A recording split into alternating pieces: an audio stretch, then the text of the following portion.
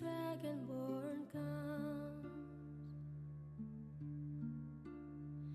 with the voice wielding power of the ancient Northern. Believe, believe, the dragonborn comes. It's an end to the evil of all Skyrim's foes. Beware, beware, the dragonborn comes. For the darkness has passed and the legend yet grows.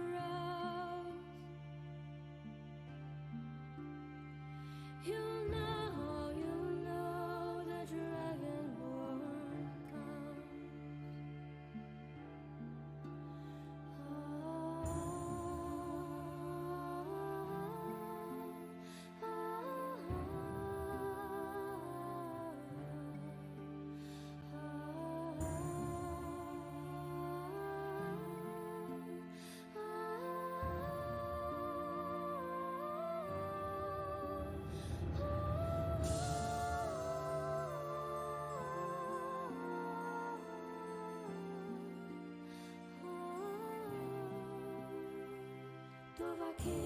Dovakin, alaksimos farin, vodain vokul, maferak hastval, arkfinor och balgrön, fodnos tonsin drozan, dovakin fahin, kokal mudran.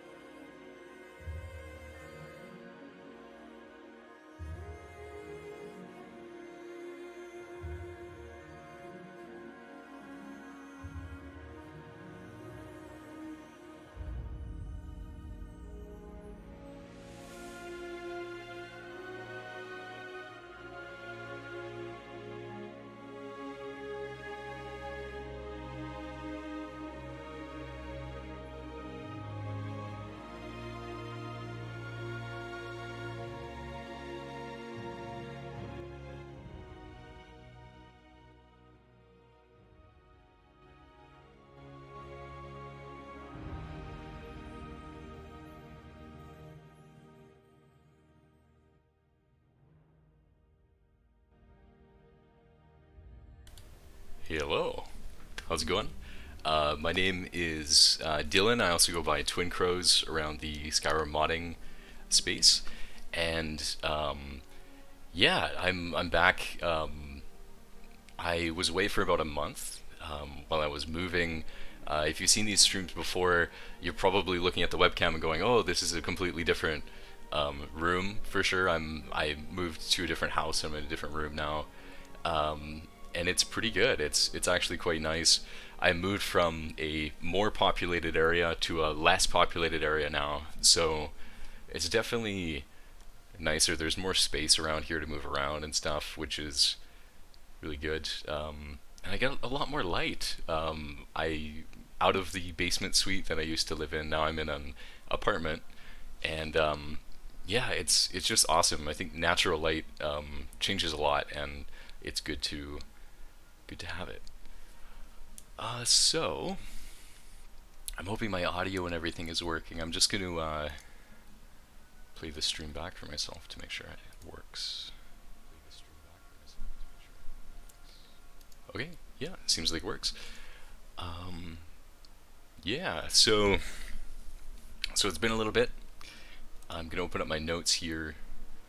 I always write some stuff I want to talk about before I kick off the stream. So thanks for checking in. I see there's 6 viewers hanging out. Um, yeah. So while I was gone, there was somebody who reached out to me and was like, "Hey, are you planning on continuing these streams?" And that was nice. So thank you for doing that for that person. It makes me feel like this is kind of an important project, and that people are interested in this project when I have people interact like that. So thank you. And so yeah, for whoever is watching this, wherever you are in the world, I hope you're doing all right. I hope you're keeping safe. And if you're watching this live or kind of relatively recent to live, I hope you're keeping inside and yeah, trying to engage in hobbies that are inside. I think that's a great thing to do. But more importantly than that, I think maybe equally important is keeping motivated. I think that I think creativity is a really essential part of surviving long periods inside. If you're in quarantine right now, doing things inside is important, and I think that keeping your motivation up is also really important. Um, I think it's good to kind of look at like maybe what some other people or different cultures do to kind of handle this. And an example that I have for that is Iceland. So Iceland's a country that has every year they have seasons, like a full season where the sun doesn't come up. It's always dark. So you can imagine it gets kind of desolate, right? You're living in this world where there's no sun coming up, and you kind of have to figure out, how do you just endure that period? And I think something that's kind of a big coincidence about a country like Iceland or a lot of these countries that are dark for a lot of the year and they kind of have to just stay inside, is Iceland's also the country with the highest percentage of the population who are authors. They write a lot of books there, and I think that's kind of a survival tactic in a way. So being creative and being able to amuse yourself with your imagination and with your creativity, those are really traits that will help you kind of get through this period. And I think it makes it kind of enjoyable. I know that like when the quarantines kind of began, I actually had a lot more time to spend on modding and spend on creative things. So I think that a big part of kind of getting through this period is kind of looking at it and going, hey, like these are things, different creative things you can work on are really good. For myself, my own kind of modding stuff, I've actually been doing some modding in a different game. I've been doing modding in a game called Conan Exiles, and it's a really fun game. It's like a survival, multiplayer survival sandbox kind of a game, and I'm testing out creating a map, which is pretty cool because I haven't done terrain all that much. Usually for Skyrim I do interiors, so yeah, it's kind of fun to do an area that's outside because I get to kind of sculpt the terrain and sculpt the mountains, add rocks and trees. So it's been pretty good. But yeah, I think Skyrim modding is always something that is super enjoyable to come back to, and I was looking at some mods because I have another part of my stream that I'm gonna start kind of doing as well, which is before I start kind of diving into my own building, I want to kind of look at some of the mods that have been recently released and just sort of maybe give like a modder's perspective, somebody who creates mods, looking at mods and going, oh hey, what's interesting or unique about the way that these mods are being created.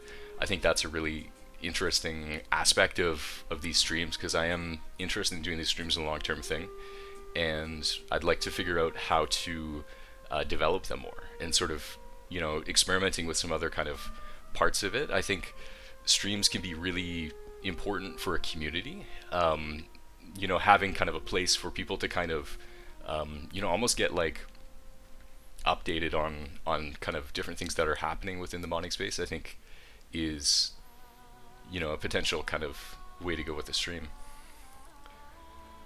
And yeah, so yeah, just going through my notes here.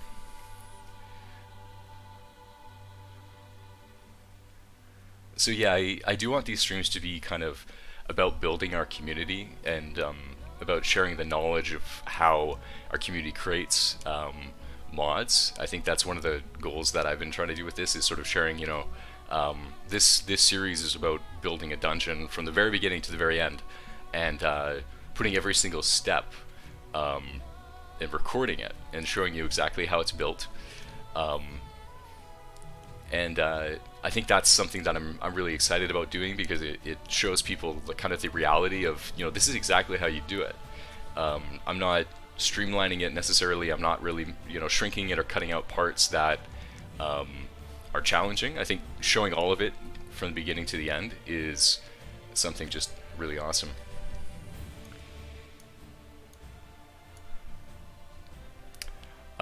So my past streams, I've done a stream beer at the start. I'm going to try out a stream coffee instead. We'll see how that goes. I do prefer coffee, but I'm not sure if I will get too caffeinated and speak too quickly or something. That could totally happen. So this one will be an experiment in that way too. We'll see if my choice of beverage changes the stream. And yeah, another thing I maybe might try and do later on is stream some actual gameplay too, because a lot of this stuff I stream a lot of the modding, and largely like that's what I do. I don't actually play Skyrim all that much. I do a lot of modding for it, but I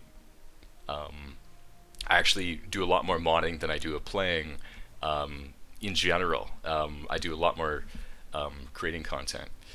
And so I think it would be fun. I think I might enjoy, maybe doing kind of a playthrough of, and especially showing off, like, what kind of mods could I get together in a selection to show off for people. I think would be kind of cool, setting up a mod package. So yeah, that's the beginning of this stream. So those are my notes. So the next thing I have is the mods I want to show off. So I'm going to do this. This is the first time I've done this, so not sure exactly how to work, and there might be a few things to work out. But yeah, okay, so I'm going to move over to display capture. There we go. I think I'm actually just gonna, yeah. And then, oh, you know what? I'm actually gonna go. So I made sure to change and set up everything so that it's all ready for showing off some of these mods. So the way that I'm gonna do this is I'm gonna go through the mods description. So rather than loading it up in game, I'm going to try this out for starters, and the reason why I would do this rather than kind of loading it up and setting up in game is because that takes a lot more work to do for sure. There's a reason why that works better in like a video format rather than a stream format, and yeah, my goal for this, kind of going into it and doing it for the first time, is to give a perspective on some of these mods that comes from a modder, and also to kind of highlight maybe some mods that I think kind of deserve some more attention, or I think are really good ones that I'd love to see us create more of. I think there's some really awesome things coming out there. Hello, how's it going?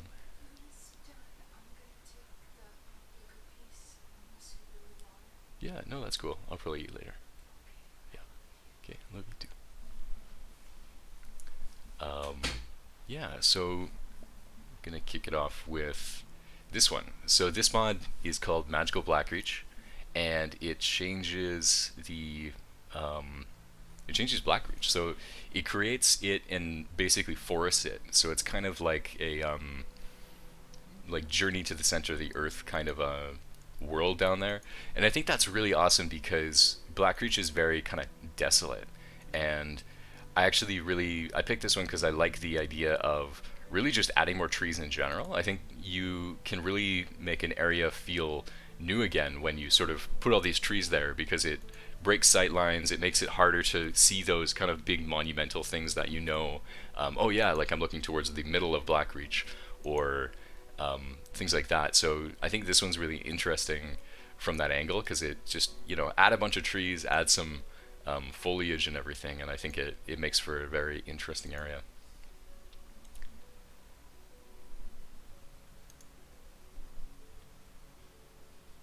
And also, I was reading the description for it too, and one thing I really enjoy, so this one, if you're interested in supporting some modders, this person is saying that they did lose their job due to COVID, and so they're kind of, they did this not necessarily for, money, but they did it as a way to kind of, they're saying, deal with the stress of the situation.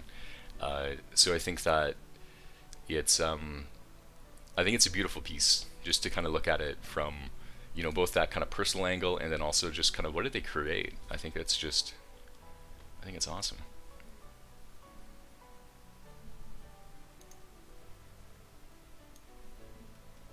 So the next one I want to show you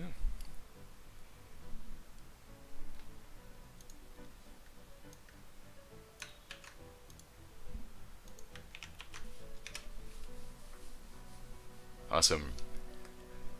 Yeah, I'm hoping to go through. Hello, Redshift. I'm hoping to go through. I actually have a bunch of these, so I'm not sure how long it's going to take. I was hoping maybe the first half hour or so of the stream will just be me going through these stuff, and then later on I'll get to building content. But just trying to experiment and practice doing this kind of part of the stream too. So here's another one, White River Watch Revisited. So I like what this person is doing. They actually have a number of these where they're going through dungeons, and they're building them out and they're expanding them. And I think that's just a really awesome thing to do, because you can, it's actually a really great way to learn how to build dungeons. When you go through them and you try to kind of, you're kind of reverse engineering it, like you're looking at the pieces of it and then adjusting them and changing them and going, oh, this is how they built this thing, this is how they built that. And that's something, if anybody is ever learning level design, it's just so good to try and like reverse engineer another dungeon. Look at how somebody else did it, because it really teaches you so much. There's so much about modding in general that is really just like kind of reverse engineering and figuring it out. Hello, Neslin. Yeah, no, I'm doing all right. I moved to actually a better apartment, so I'm pretty stoked about that. I'm pretty happy to be in a new place. I get a lot more light here. Yeah, and I hope you are doing as well out there. So yeah, this one that I'm looking at right now, just kind of looking through it, White River Watch Revisited. This person's actually done a few, so I think if I go to their profile, I can show you. They've done a few of these. So they have White River Watch revisited, Halted Streamcat revisited. They've done a few of these, and I love this kind of thing because these kind of mods are ones that it's just kind of like I'll just add them to my load order because it doesn't necessarily completely change the game. It just kind of makes an already good dungeon even better, and I think it's just fantastic. Another thing I wanted to highlight about this person too is they do have a Patreon. So I did want to actually talk about what my experience is with Patreon a little bit and just kind of get those recorded because this is kind of a series that I'm hoping to kind of give content to both everybody who's just interested in Skyrim modding and then also to people who are trying to kind of do modding themselves. And I also have my Patreon, and I found it to be a really good way of making my work more coherent. Because even you know, if you just create one, you don't have to have a lot of stuff to show off there, but putting a Patreon link, you know, if you're doing anything creative online, can be a really good way because it changes the way that you think about some of these things. And I think ultimately our goal with creating mods is to kind of like provide interesting content for people, and I think that's just an awesome thing to do. So this person, yeah, you know, you have some different tiers on your Patreon. They talk about their mods. I mean, that's just the way to do it for sure. It's sort of yeah, and so here's another thing too I just want to highlight. So this person doesn't currently getting any Patreon support. So if anybody's interested in supporting kind of a newer, not even a newer, they've actually, I think they've been around for a while, but they are producing content. Their last one was uploaded. Yeah, so this is one of the ones released just this last week. So they're an active modder. They're working on stuff, and I think it'd be really cool if they could be rewarded for it. I think that's just an awesome thing to do.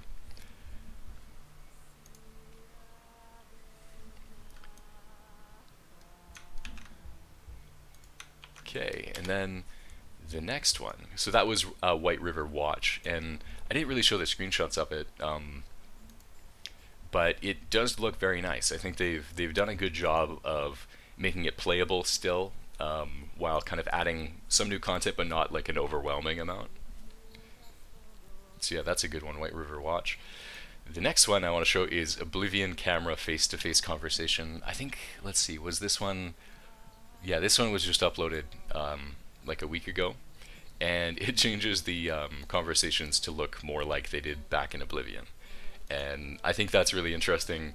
I think there was something special about Oblivion when like you start a conversation, it like zooms right up to the person's face, and you get to see all these details because it's so zoomed in. I think that's just an awesome thing about it, that it's just like one of those tweaks where I'm like,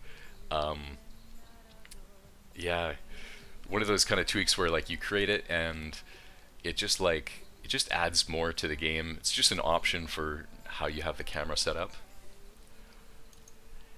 And yeah.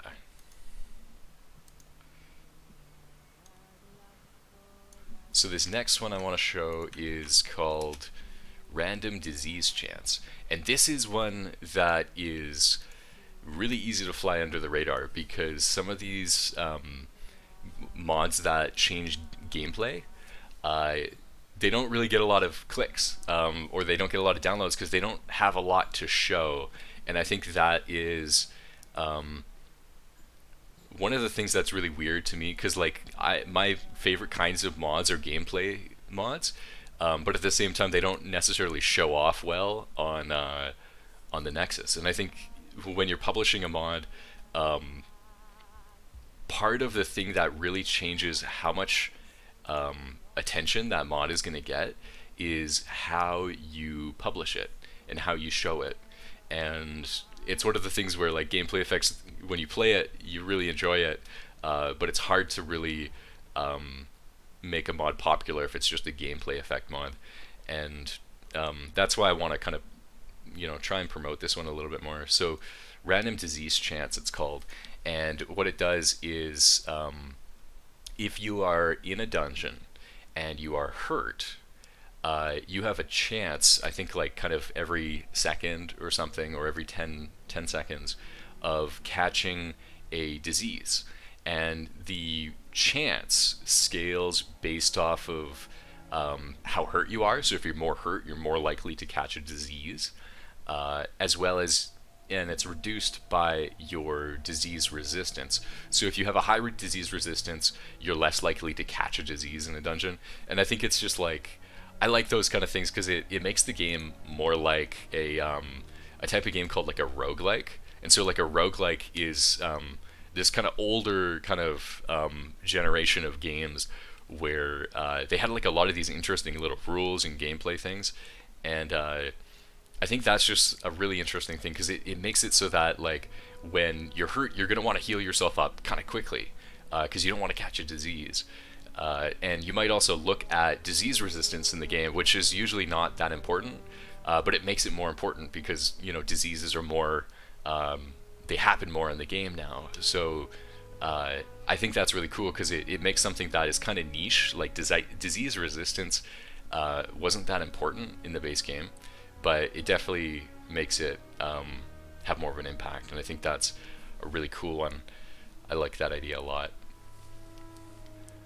And yeah, I see Neslin in chat. Something new? Yes. We're gonna be. I'll be continuing on the dungeon I've been building for a while. But yeah, I'm trying out a new thing where I'm going through just different mods that have been released about a week ago. I kind of have like a backlog of ones too, so I have some ones that aren't just last week, but a little bit further than that. I think I have like 6 more I'm gonna go through.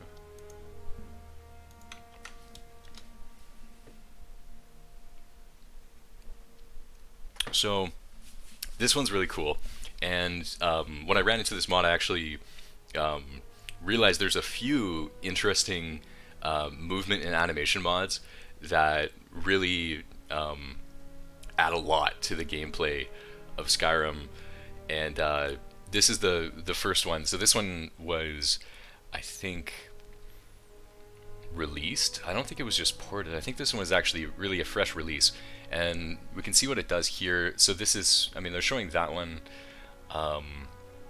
but yeah, so what it does here is you can slide, and you do this kind of slide which can knock down enemies, and it's really cool. So this GIF kind of shows a little bit, and they have some YouTube videos. I don't know if I'll show those videos, but you can see that slide there. Let it loop again.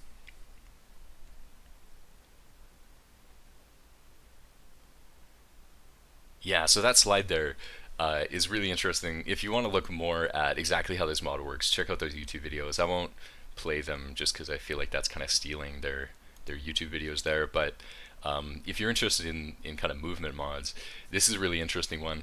I think one of the things that I like about this one a lot is that crouch slide thing. It has so many different purposes. So one of the things is, I think, and I haven't tried this one out fully yet because I'm still setting up like all these things, because this actually uses a different animation framework that uses Nemesis, and I haven't used that one before because I was using Finis. And so now I have to kind of change my load order over to Nemesis and get all those things working and stuff. So I'm still setting up my own system and stuff for playing Skyrim with these animations and stuff. But so it has multiple functions, and one of the things that I'm pretty sure it does is it starts the sneak at the beginning of the crouch slide.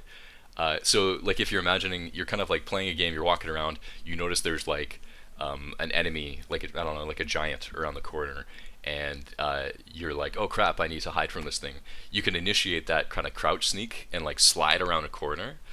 So that's one thing you could do, is you could use it to escape, because I think it starts the sneak as soon as that slide starts.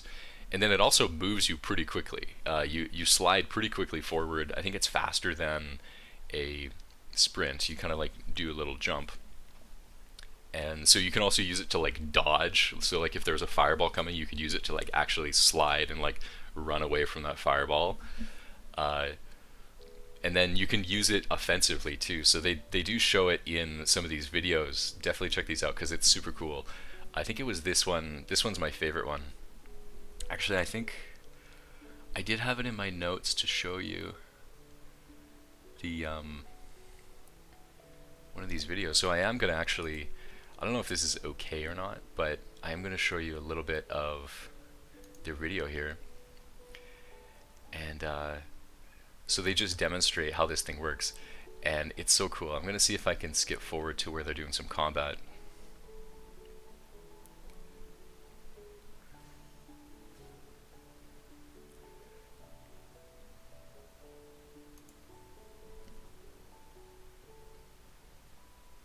Let me see if they use the slide. There we go. So it kind of staggers them, so they're staggered.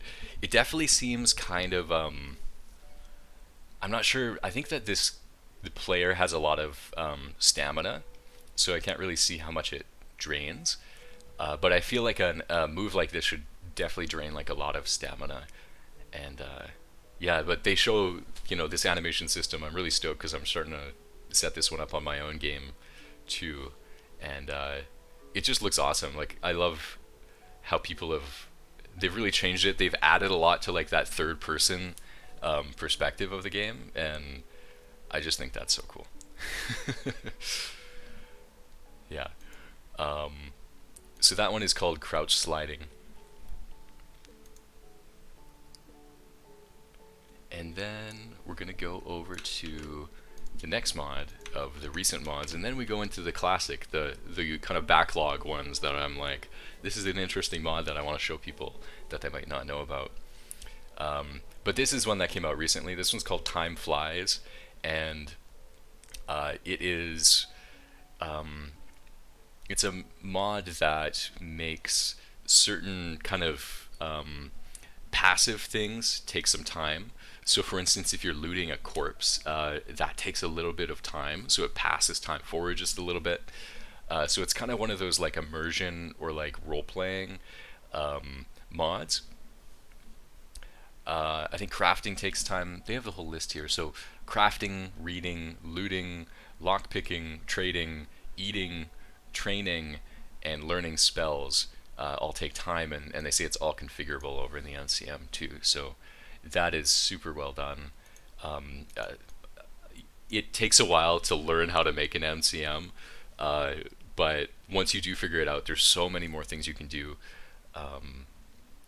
Once you know how to make an MCM, MCMs are really cool, and yeah, I think it's just really cool.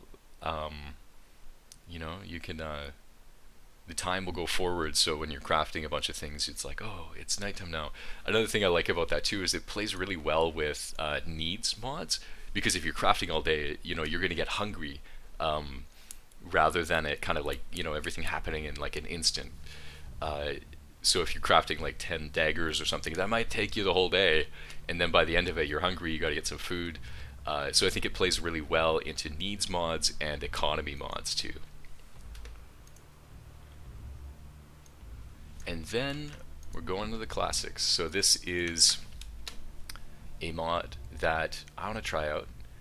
And let me see. Oh yeah, okay. So I found this guy's same guy as that other one. Let me just get through the ad here.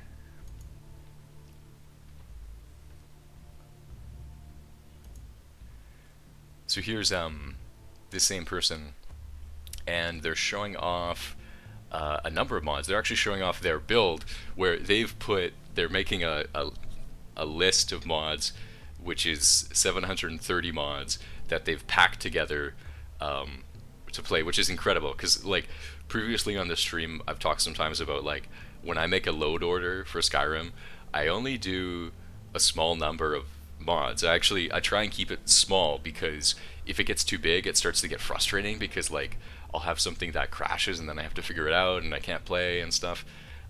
So I tend to keep my load orders pretty small. But I think that what this person is doing is really cool. I think if you can really get through that like frustration of like the game crashing to build a really long load order, I think it just must feel so impressive to play it, because then you're finally like, oh my god, like I have this game where like there's so much content in it and everything. And so what they're showing off, what I really want to show off about this was this mod called Beyond Reach. So this is similar to the idea of like a Beyond Skyrim. I don't think it's within the Beyond Skyrim project specifically, but this was a few people who teamed together, and they've created their own 3D models. They've created their own textures. Like they've done all these things to create this new world in Skyrim, and I think that's one of the like the most cool things about creating mods is we use the foundations of Skyrim and we actually build something so much bigger and using Skyrim not necessarily as a game but more as like a storytelling engine where you can create your own stories, you can create your own levels, and you're really just using the basic like functions of the game and you're just building your own thing. But I think this is really cool how it actually fits right into the Skyrim world where you can just travel to this other place and yeah, you can just expand your adventure to another place. I think that's so cool. And yeah, so that one is Beyond Reach. And then the next one I want to show is actually in the same video. I think it might be at the very end. It's not Falscar, but Falscar is very good if you want to check out another really interesting, kind of game. I want to show you Dark End. So Dark End is another one. If you know JK, so there's a lot of these mods by JK who. Oh, we got another ad. Just gonna wait for that one to play. And skip it. If you know JK, JK has like JK's Whiterun, JK's Falkreath. Dark End is a mod made by JK where they created this. Well, JK did the level design for it. There were also a lot of other people. They had a team of maybe like 7 or so people involved in creating Dark End, and it's kind of like a Dark Souls kind of an area. So definitely an interesting adventure if you're looking for kind of another way to play Skyrim. The thing I love about like these alternate lands kind of mods is that because it kind of still is Skyrim, you can stack it with like other mods. Like if you have another mod where it's like a combat mod, you can be like, all right, well I'm gonna play Dark End with this combat mod, or like this economy mod, or all these things. I think it's so cool how you can really like arrange different mods together to have like really like an infinite number of different games. And yeah, another thing too. So this is really cool. So JK, I was actually looking into them because they're a pretty famous person around the Skyrim space. They've definitely made a lot of very impactful mods for sure. And I'm just gonna pause it back here if I'm talking about it, just so we get to see. Here's another. Look at that creature. Jeez. Oh, this is the Shire. 1 second. So here's Dark End again. So I'll just pause it there. So JK, I looked into them, and yeah, JK's from Uruguay in South America, and I think it's so cool because there's so many different Skyrim modders who are like from completely like different places around the world, and I think that's such an awesome thing about like how global the Skyrim community is, because people are just like, they're all over the world, and I think it's so cool that like we're all kind of contributing and building this thing together. And I think this is my favorite one, the one I'm going to show you now, because it is mind-blowing what it does to the game. This one is called Alternate Actors, and this is the last one, and it's what I consider to be the best one of everything I've shown you so far. And Alternate Actors. So very simply, it says play as any actor or creature. So this is wild because what it lets you do is you can cast a spell on like Nazim, or here they're playing it as Lucan Valerius, and literally you cast the spell onto the character, and then it everything goes black for a second, and then it loads back up, and you are playing as that character. Now you have their levels, you have their equipment, and everything like that. You can save. You can literally, you can play the whole game. You can start and be like, oh yeah, like I'm the Dragonborn until like I meet Nazim, and then you become Nazim's quest, and you're literally just playing as Nazim. You can save games. You can do like ownership for like houses and stuff, and you can literally just be any other character you want. You can be a combination of characters. So it's just incredible because like you could play as a whole guild, and you could be like, all right, well now I'm gonna swap over to this person in the Fighters Guild, and I'm gonna see and do some adventures. I'm gonna clear some dungeons out as a different character, and it's just incredible because it makes the game a lot more like I think of like those kind of RPGs like Dungeon Siege and games like that, where like you're playing a game, you have a party of characters, and the character you create is just kind of like the main character, but really you can play as any of those characters, you can control any of those characters, and I think that's just such an interesting idea because like you could now what this one does, and I think this came out in I think it was ported, yeah, conversion of alternate actors, which was originally by Iceberg, and they got ported over to special edition. I'm a special edition player, and so whenever we get these really incredible mods, because there's some fantastic mods that are still in classic that haven't been brought over to special edition yet, and whenever they are, it's just like, oh my god, like this is just, there's this really incredible thing that has just been brought over. It's completely opened up like whole new realms of possibility. The thing I love about alternate actors is it adds another whole dimension to the game, because it's like if we were playing, we're playing this game, it's a 3D world, you can move around. Okay, well now it's like a 4D world. There's like another dimension in it because you can choose who you're going to play as now. It adds so many different things, and like I think anybody who's interested in this story of Skyrim would really enjoy this, or like kind of role playing, for instance. Like you could swap over to like Ulfric for a while and like just role play as Ulfric, and then swap back to your character. It's just so wild because it changes. It changes the game so fundamentally. Like it's saying right here too. So controlling an NPC allows you to affect them by leveling their skills, changing their gear, changing their face hair. So you could swap to a character if you wanted to like change their hair. It says 10 NPCs can be remembered, so there is kind of a max to changing their faces and stuff. But still, like I don't think that applies to the leveling skills, which is pretty wild because you could make it so your mission in the game is not just to get your character to level 100, but to get your character and then plus like 5 other characters in the game. You could be like, all right, well this is Nazim's quest now. I'm gonna go and play a whole bunch of things as Nazim, or even there's another character in Whiterun who wants to like get his father's sword or something. It's like, well, why not accept that quest and then be like, hey, like why don't you come with me, dude?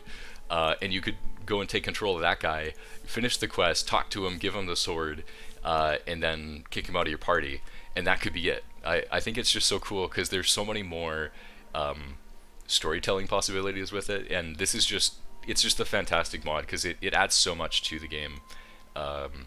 Like really, like it sometimes there's this game where it's like, or like a mod where you have the game and then they do something and it literally like inverts everything. It exponentially increases the number of opportunities for the game, and that's exactly what they did here with alternate actors.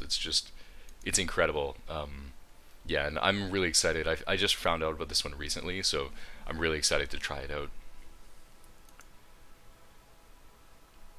And yeah, so that is the end of the mod review part of the stream. I hope that worked out pretty well. I think I started getting into the swing of it more towards the end of it, especially because this one I'm so enthusiastic about this alternate actors mod. I enjoyed doing that. I'll probably do it again. I think I might just include it as a part of my streams in the future ones as well.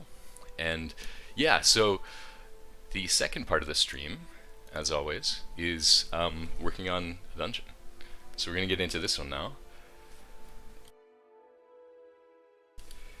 And yeah, so we've been working on one called Vanua. So it should be Cyrv, Vanua. And so we have 3 cells to it. We have Vanua, the Shrine of the Crusader, and the Lost Catacombs. So it's been a little while since I've done this, because it was basically a month where I was moving, and now I'm in my new place. I'm settled in. I can get back into my hobbies and everything. And so I'm gonna just do a review. I usually do like an overview of the whole area, and then we'll kind of get into it because I think I'm at a stage where I'm really just like doing decorations and stuff. I've done like all the building of the level, and now it's just kind of doing decorations and then doing enemies too. So when I do enemies, I'm gonna set up my thing so that we can just hop into the game and play through certain areas and just go like, okay, well, how many enemies should I put here or there? And it'll be fun. We'll get to do some gameplay. So here's the catacombs of Vanua. There's a few kind of enemies. It's kind of getting back into it. I think I say it pretty much every time I do this overview, because I do this like at the beginning of when I get back to work. I like to look over everything and just get a sense for where I was. I love this. I love this thing with the vines in the background. I think that's just so cool. Because they pop. There's this contrast going on within like the darkness of the back of the catacomb, and then these vines that look super cool. So I like that a lot. And actually another thing I think about these Aelids that works super well is these vines, because it kind of copies that same texture. You can see it on the stone here, where there's these like vines that kind of are weaving throughout each other.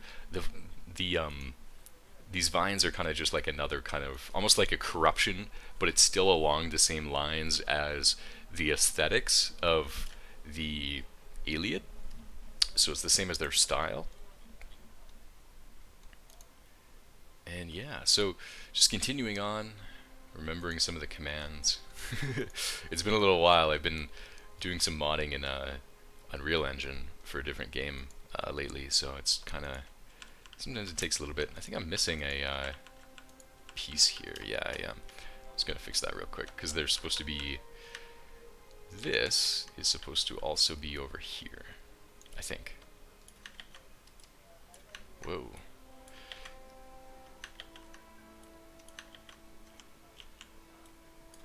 Oh my god. The controls are different. And it is taking me a little bit. So, let me remember how I do this.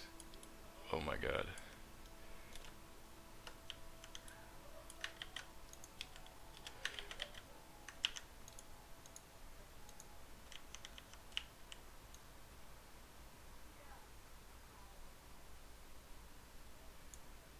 I feel like I'm learning the creation kit again. It's been too long. Okay, there we go. So now I remember how to do it.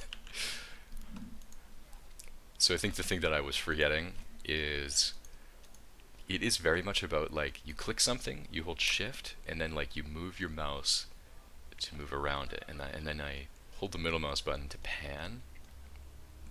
Otherwise it just makes no sense. Unreal Engine has a very different way of operating. I'm actually very curious about the next Elder Scrolls game, if they're going to continue doing their own, creation kit thing here, or if they're going to move over onto a different system. So here's another area. I like this because I've started the decoration for this area too. This is awesome because I can just use some of this as a template, especially this kind of stuff where like this is kind of a full scene where pretty much everything is finished for it. It's just kind of, you have some nice decorations. I'm very happy with what I've learned how to do with Aeliad ruins. I've been trying to make them kind of my specialty within the Beyond Skyrim project, focusing on building a few Aeliad ruins. This is a cool area. And then we go to the next room. Redshift. Creation kit controls are the worst. They're, I was only modding in Skyrim for like a long time, so I didn't think it was bad, and then I started modding in Unreal Engine, and I'm like, oh my god, like this is actually, it doesn't make, it's kind of weird sometimes, because like sometimes you'll get used to doing something one way, and then you do another way, and you're like, huh, like this is dumb, like you just want to like reject it outright at the very beginning. But I think at the same time, it's sort of like, maybe it has its own logic. And it's not necessarily, it definitely takes a while to learn. Maybe I'm just saying this because I know how to I've been spending so long within the creation kit that like it's kind of it's coming back to me now. I'm remembering how to do it, and it's not too bad right now, but yeah, it's definitely different. That's for sure. So this area here is very interesting because it's kind of like it's really cramped. Like it's really small. I think your character would fit like to be that like that wide, and you don't see a lot of areas in Skyrim that are like that cramped because even the tunnels are pretty wide. But it's pretty short. You're not in the cramped area for very long. You come over here. You go into a cave. Let me see. I think I actually had a. Let me see if I can do that. Nope. I had another view. Maybe I'll try setting it up again. I'm using a different streaming thing as well because I've actually added. You guys can see it, I'm sure, the chat box now too. So that was something I was thinking about doing for a while because I think it's nice. A lot of times I find myself like reading through the chat just to kind of translate it for people who are watching on YouTube. Because I always do publish these on YouTube afterwards, and it's I think it's just nice. It's good to share that chat so that people can see you can see that too, and yeah, everybody kind of anybody who's chatting also gets recorded down in the video too, so you can kind of make your mark, which is pretty cool. I think it's really cool. Like sometimes I like streams a lot. I actually really like streams. I tend to watch a few of them. I watch some people who play some games. If you're looking for my recommendations, I would say I like there's a streamer called Tomato who's quite good. Yeah, I'll just I'll do this real quick. Here's my stream recommendations if you're ever curious. Tomato's good. Kryken is good. Lawman is good. These three are just great. They make really great content. Kryken actually has been doing an Oblivion series, which is really cool. He started one, I think, a month or two ago. So if you're looking through streams, you want to find something kind of Elder Scrolls related, Kryken did one with Oblivion, and he modded it. He put tons of mods in it. Some of them were just like incredible. He had one where it's like a voice mod, and he was actually playing like kind of those sort of full overhauls for the game, so it's like a completely different world for Oblivion. So if you're curious about streamers, they've done yeah, Kryken definitely has done some Elder Scrolls content, so highly recommend Kryken. Kryken is very nice. And yeah, so this is the next room. So this one definitely needs more work still, because some things I don't like are the sharp kind of, you know, there's like that edge here and there's nothing, you know, it's very sharp, and there's also no way to get back up yet. So I'll have to fix that, because for gameplay you need to be able to move around into different areas. And the other thing I'm going to have to figure out what I want to do with is there's actually going to be a lich here. So this is, I have him there right now actually, and so there he is. So there's the lich, and I'm pretty sure what I'm going to try and do is I'm going to see if there's any scripts that I can use which would simply make him appear once you're up here. So he's not going to be up here all the time, because this is an interesting area where like you pass through it a little bit earlier. So you pass through it, you come out of this cave here. Let me just angle it right. So you come out of that cave, and you can kind of, you know, if you're going to look through the area, you'll look to the left, maybe you won't see much. You look to the right and you see this thing, and it's like, what's going on over here? Because there's, you know, there's a flame, there's some kind of helmet over here. You know, what's going on?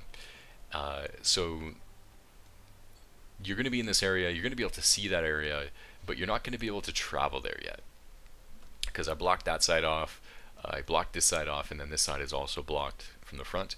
So you can't walk up there. There's no way to get up there. Maybe you could use a spell if you had a mod or something, but or yeah, if you had a jump mod or something. But normally you'd have to go around. I might put a trigger volume at some point, where once you step in that trigger volume, you know, he would just kind of like he would spawn. Maybe there'd be some special effects involved, stuff like that. So we're gonna try and figure out a a good solution to that kind of thing later on. I think I'll work my way up to that because that's a pretty big one. And I think I'm starting back slowly, so I think I'll probably just do some decoration today. Oh, redshift. Would be cool if you didn't appear until you take the helmet. That would be really cool. Because I like that. I like that a lot. Because like, imagine you get up here, you grab the thing, you hear this terrible sound behind you, and you just jump over the fence. You just book it away from this lich. I like that a lot because liches are really deadly, and they're also not leveled to the player. They just have a static level, and that means that if you came into this dungeon, you were able to kill all the skeletons and zombies and stuff, and then you get up to the end and there's this boss who's like level 50 and you're like level 14. You have no choice but to run, and I like that a lot. I think we'll probably end up doing that. So he'll probably just appear because I'm pretty sure that is a script where I can do like enable on pickup, and then I just attach it to this helmet. And then I point it to that guy and go, okay, enable this guy when the item is picked up. And yeah, I think I'll do that. I'm going to actually, let me see if I can pull up my notes. I like to keep notes sometimes. I actually keep a lot of notes. And yeah.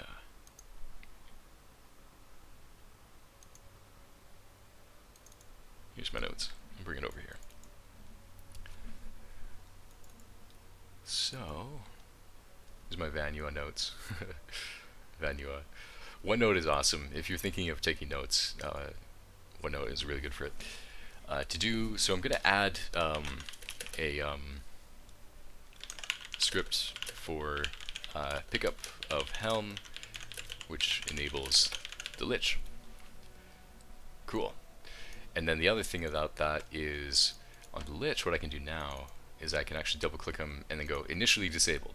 So when you enter into the level, he's not going to be enabled, he won't be there, and then we're going to do this. I wonder if I can actually just find that. That would be really nice if I could actually just, let's see how simple that is. So what I'm doing is I clicked on the helmet and I went over to the tab called scripts and I clicked on add. And what this is going to do is it takes a while to process this, because what it's doing is it's looking through all the scripts that I have set up on my Skyrim that are kind of like hidden there, right? They're kind of just waiting there to be used. So it's loading that library of scripts, and then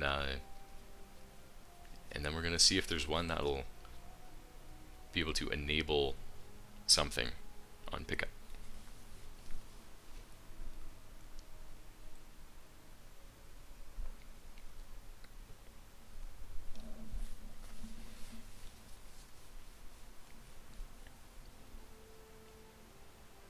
There we go. So load it up.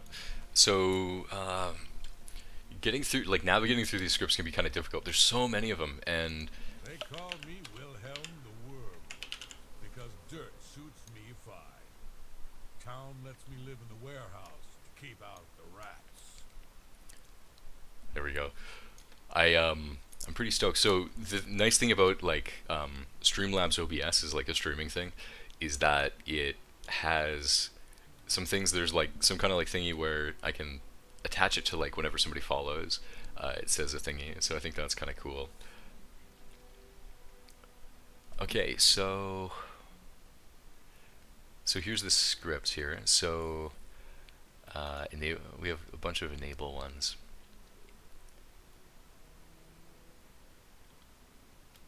Enable disable script, enable trigger script.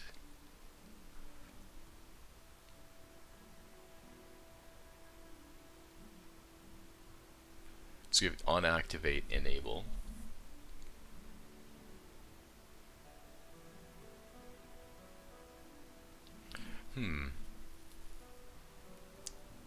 On activate. So I have a bunch of on activate and stuff, but I don't have any. They call me Wilhelm the Worm because dirt suits me fine. Town lets me live in the warehouse to keep out the rats.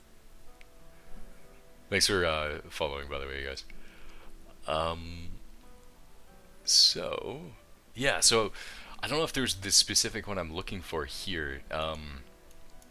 It might be dependent. So if I go into the base item, there's also another area that we can add scripts to, And this is looking at the actual item. So this is the Helm of the White Worm, which is a custom item that we're adding for this dungeon. And then if I go down here, script name, I'm gonna add, and then let's see what we have here. It might be the same selection. Enable trigger, on activate, enable.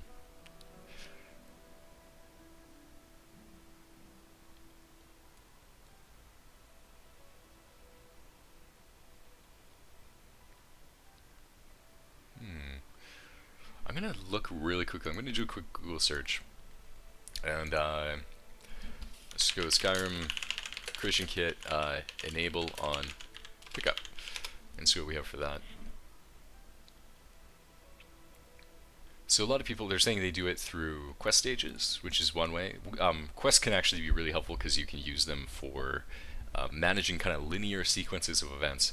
And I think there's a dungeon, an alien dungeon that somebody created before I got onto the project called Bon, and it's in Beyond Skyrim Bruma, and they use a quest actually to trigger voice lines.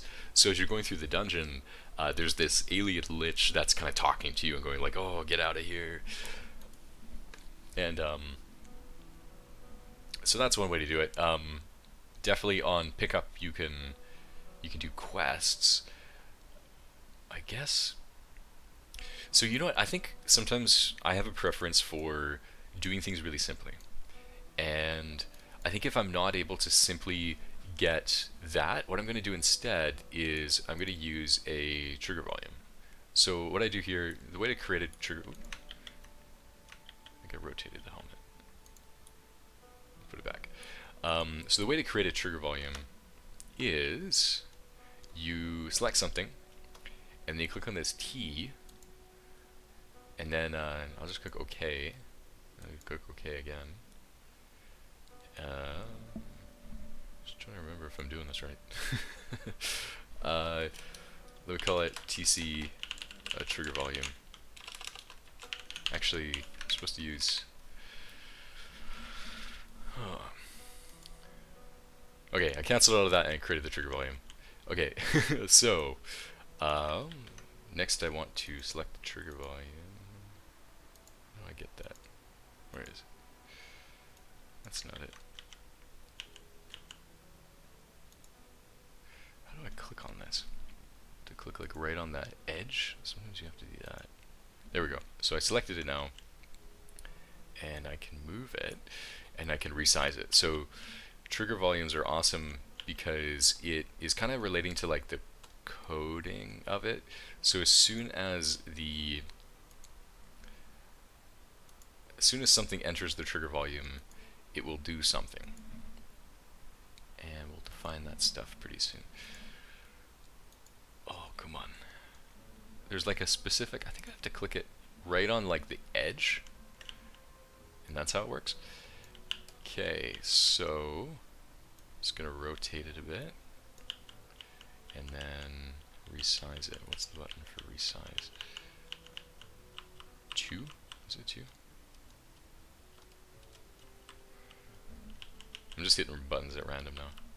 2? Yes, okay, so 2 is what you press to resize. It's coming back to me slowly.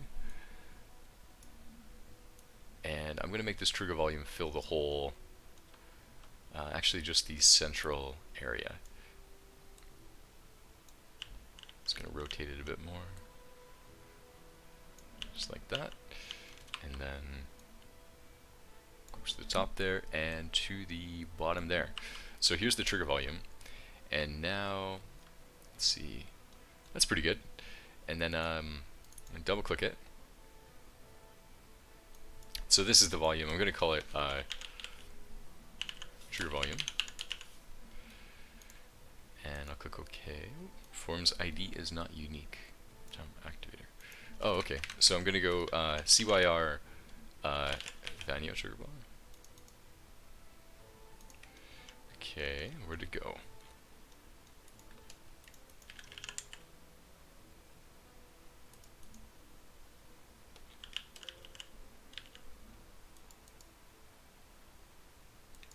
there it is. Okay. I just hid the markers and I couldn't see it anymore. Okay, so on my trigger volume, I'm going to edit it, and then now on this, I'm going to add the script. And then the script is going to be, I'm going to look for enable. So on activate enable script or enable script. I think it's on activate enable. So, but I want it to do a, okay, so one second. There's a million of these scripts and they all sound very similar, but they do slightly different things.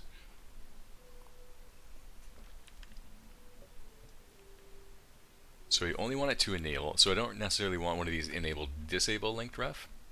Enables or just enables linked ref based on which type user defines some properties. This can be done on trigger enter, on activate, whichever happens first. Script only fires once, then disables itself default, or you can be told to go to a done state, usually for activators. Okay, so I think this is what I want. So this default enable disabled link ref, I'm going to add that, and then I go into the, I have two things I need to do. So the first thing is I'm actually going to go ahead and set the linked ref of it. So over here, a linked ref is the linked reference. So I'm just going to go new, and then select reference, and I'm going to click on my lich. Okay, and then so we have a linked reference, and then the script, because it says enable disable linked ref, it's going to enable or disable this guy. And then if I go into properties, you can change the way that the script works more specifically. So if I want to delay, so you know, maybe I think this would be a second, so I'll go 2 seconds. So you enter, you have 1 Mississippi, 2 Mississippi, and he appears. And then fade, fade would make it, I like fade. Fade will make it like fade in or fade out, so he won't just pop. He'll kind of like fade up.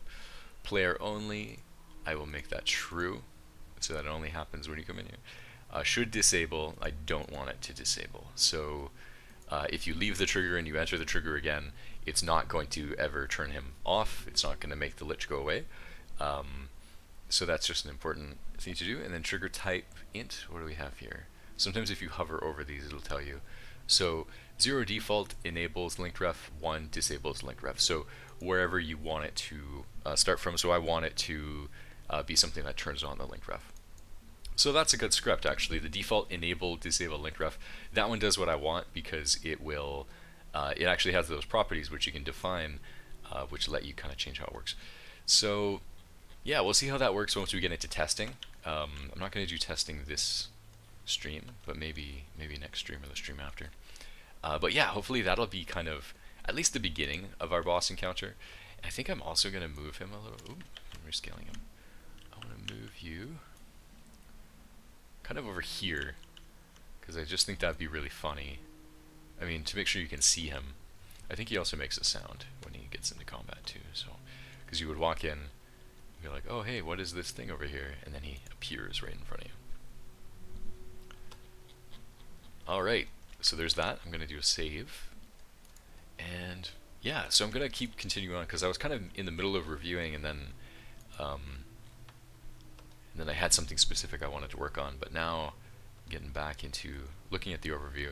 So I have this area I need to work on a little bit more, I think, where the player can walk up here and they can actually climb up into this little secret area. So there's a chest in there. Pretty cool. That's a good start. I'm definitely going to add a lot more effects and things because it is looking a little sparse. So I'll definitely add more effects. And then you have this area here. So there's kind of a place you walk into. It's kind of flooded with water. And then you go into this room. So here's another room. Definitely can add more stuff in here. And I've started doing something I want to do a lot of in this, which is waterfalls. So if I go over to movable statics and stuff, I can preview a few of these ones. So I am going to set up a lot of these. So there's different waterfalls I can add.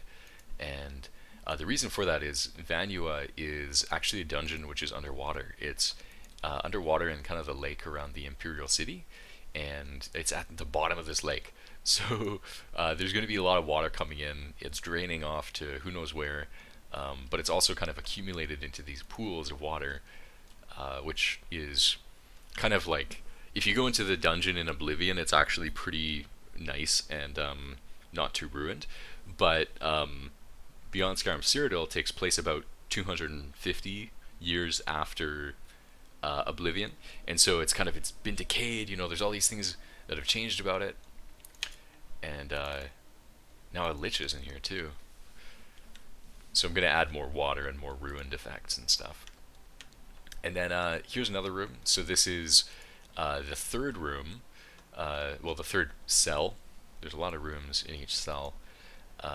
This is the third cell. So this is kind of you know, you enter in this room. Usually you don't put enemies in the first room here. So this is kind of you have a little tranquil, quiet room before you go further.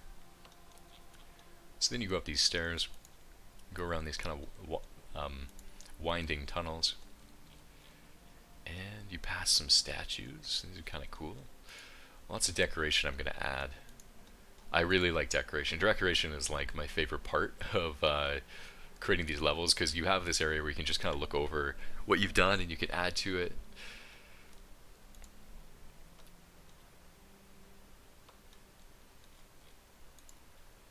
I've started to add some enemies here. I think I added some like archers, which I think will be, yeah, missile. Yeah, these will be fun. Because AI tends to be a whole lot better at shooting through things than the player is, so these skeletons might be pretty good at shooting through these vines. And then we go over here, so it goes back into a cave.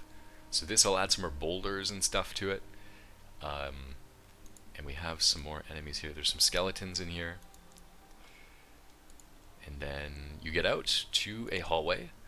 The right side, I think I collapsed, and then the left side, there's a little bit of room for something here.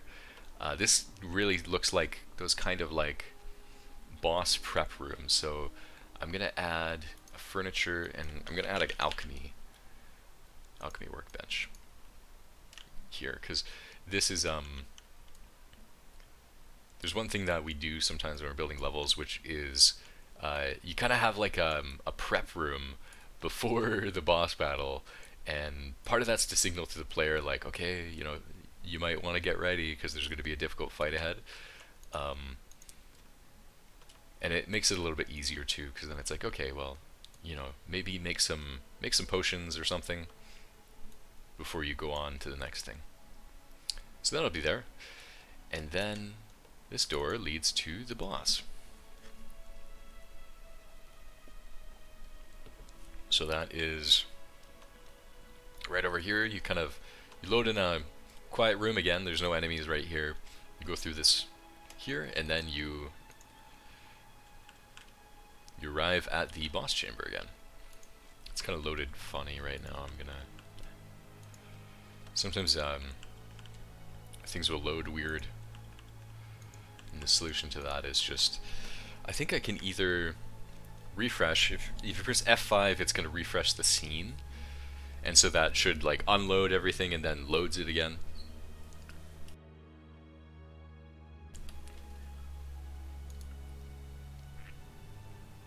It just takes a little while. But yeah, it's fun to get back. Oh, there we go, perfect. So it loaded everything back. But yeah, it's fun to get back into creating these levels.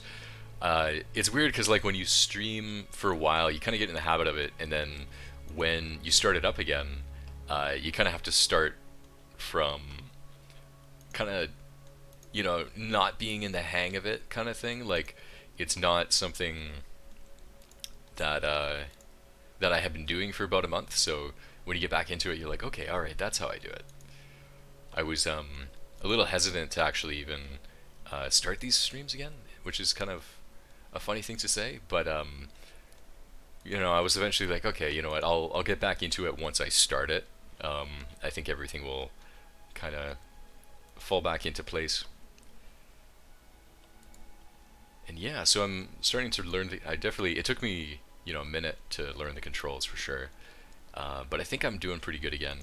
And yeah, so I'm just looking around right now for different things. Oh yeah, so I definitely wanted to add some more interesting stuff here.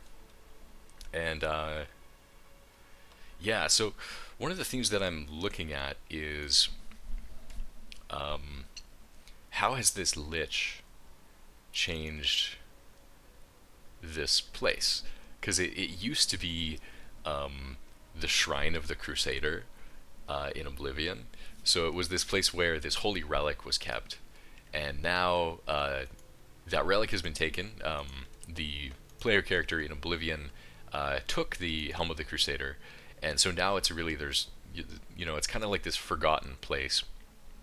And so, looking at what kinds of things would move in to like an old holy place, and my idea for that so far is a lich. A lich moved in at some point and has kind of like profaned the whole place, right? Because it's like it used to be this holy place, and now there's this lich here, and so it's gonna be kind of fallen. I think I'm gonna use. I would love to use maybe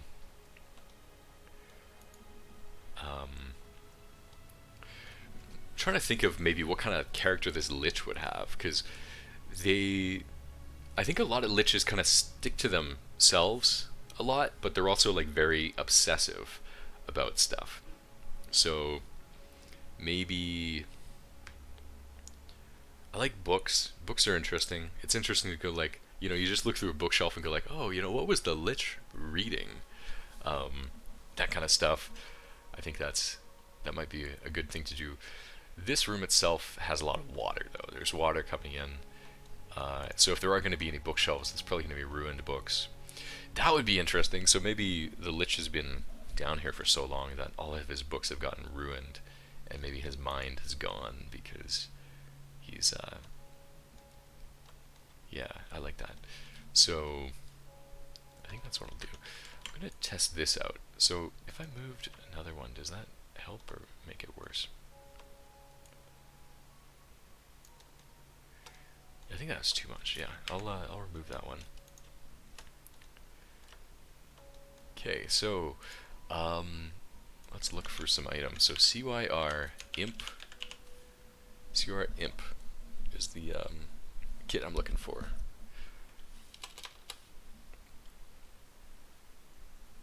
And let's see what I can add.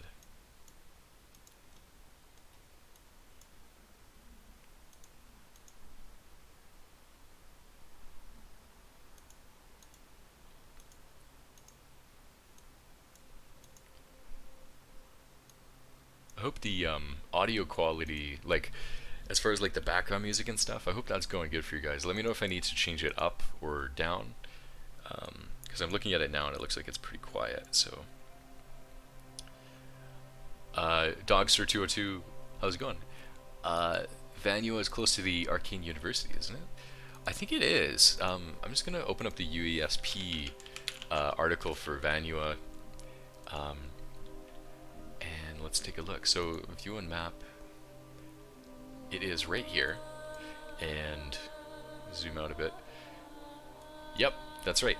Yeah, so it's just outside and behind the Arcane University. So it's just right down there.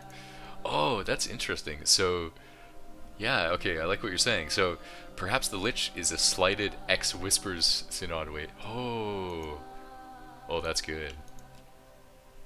That's good. Let me see if I can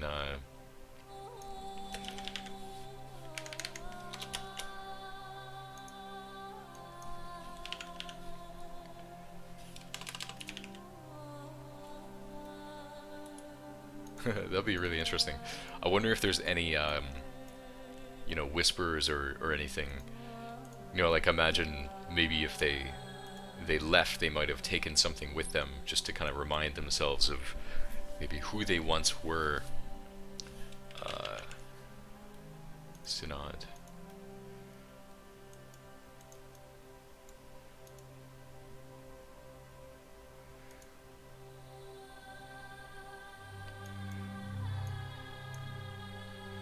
Immovable. Yeah, there we go. Synod banner. This one's, I wonder if this one's too nice, though, because I feel like maybe... So I might see if I can use those colors, because there's the blue and there's the yellow. That might be interesting to kind of do like this kind of moldy version. A banner. I'm gonna get a banner here and then see what kind of ones I could do. I do like these ones where it's kind of ripped too, because then it's like, oh, what was it at some point? I'm gonna start putting some banners in here. This is a really great room. Any room that's like big like this. Where's that banner? There we go. Any room that is, you know, big and tall, there's a lot of vertical space, is awesome for banners because you can do some really cool stuff. This banner moves too, right? It does a little bit. That's good. That's a good interior amount of movement. So, I'm just going to line it up with the first area here. Oh, it's so weird coming back from modding in a different system, because you... Especially when like Unreal Engine too, because you get spoiled.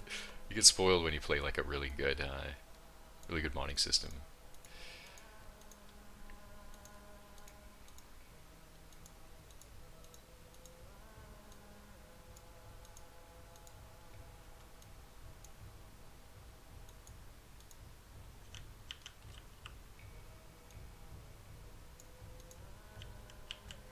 I feel like I was so much better at this.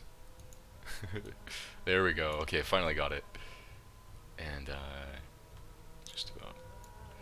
There's these little like tips and tricks kind of things that like it takes a while to accumulate, and then you become really good at moving and like doing all these things effortlessly. Because I remember I had nowhere near as much trouble as I'm having right now. Oh, you know what? I would use the... Oh, there... Why are you not moving? Okay, that thing moved. There we go. Right, I use Z, X, and C. And that was... Oh my god. Yeah, that's so much easier. Okay, so that's how I do it. That's how it goes.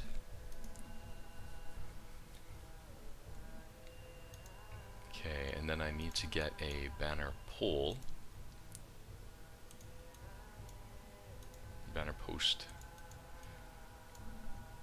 Whenever so last night I was looking through mods because I was looking for the ones that I wanted to like show in like the kind of mod review thing I did at the beginning of this, and whenever I look at mods it makes me want to play more Skyrim. Like, that's kind of the mood I'm in. I think when I close down this stream I might honestly go back and do some more checking out different mods and trying to get my load order running and stuff. It's one of those things. Skyrim's really like a seasonal thing for me. Like, there will be times when I'm super into it and then times when I'm not as into it. But it is something that I always get into at least like, you know, like at least once a year. I'll come back and I'll be like, oh yeah, it's time to, it's Skyrim season. Let's see, I could do this DB one. Dark Brotherhood, I think. Banner. Holder. I think that works really well because it looks kind of nefarious. And, oh my god, just pressing random buttons again. Okay, so I'm just trying to resize it so that it will fit nicely. And then...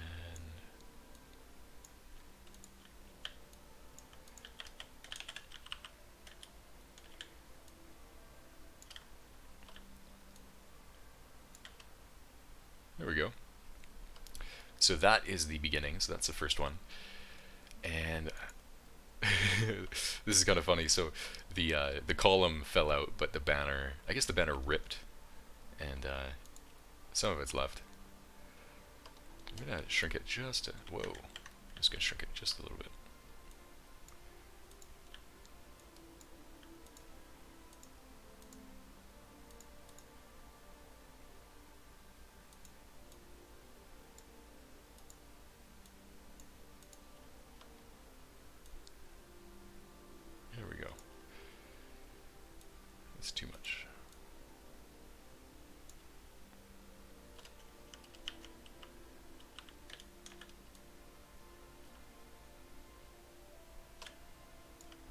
up a bit. Some micro fidgeting around with this thing. There we go. Alright. I think it's funny when you see in dungeons sometimes, like literally there's just like the banner there and there's no post on it. And like part of me goes like, oh, that's so lazy, but then part of me like remembers these moments when like I was trying to fidget around with it, where I'm just like, like it would just feel so much nicer to just be like, yeah, forget it. I do hope they build some very nice tools when they do the next Elder Scrolls game, because Creation Kit's good. You can make fantastic stuff with it, but looking at other engines now, I'm kind of like, wow, like there's actually, you know, we could make so much more content if the tools were better. And they're not the worst. I think it's great for its time, but now like there's just so much more you can do. I do kind of hope they start using Unreal Engine, because it is a very nice engine for making games. It's nice too, because like if you get skilled at it too, it has a lot of like transferable stuff. For modding anything, there's usually a lot of transferable stuff, because like I find this stuff I learned from modding actually helps me, even because I work in IT, so it even helps me with my work too, because I'm like, oh wow, like I know how to troubleshoot like really annoying stuff.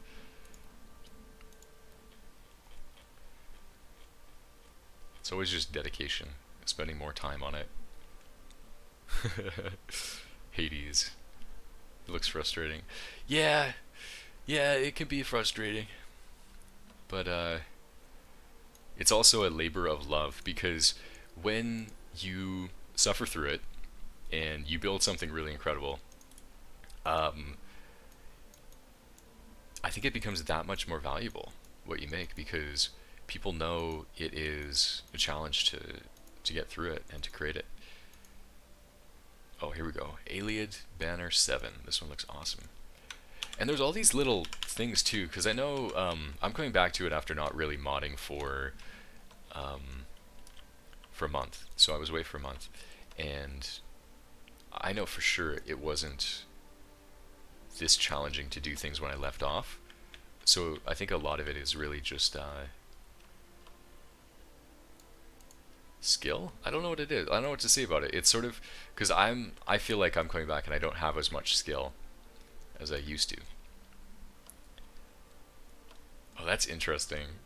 Just the banner floating and the columns gone behind it. I don't know about that. I think that one might be too long for that area. Let's see, what other banners do I have? I like that one because it's all like ripped. Like this one's good because it's really like moldy and destroyed. And that's the only real equivalent. I might give it a shot. I might just leave that there. I think that's kind of interesting. And then here. So this is very, very flat. There's not a lot going on there. I'm gonna move this up a bit. Just a bit more. There we go. Oh, it's kind of... It goes too high if I do that. So I have to have it about there. And I'm going to look for CYR imp. And then there's a bunch of cool floor chunks and stuff that I can add.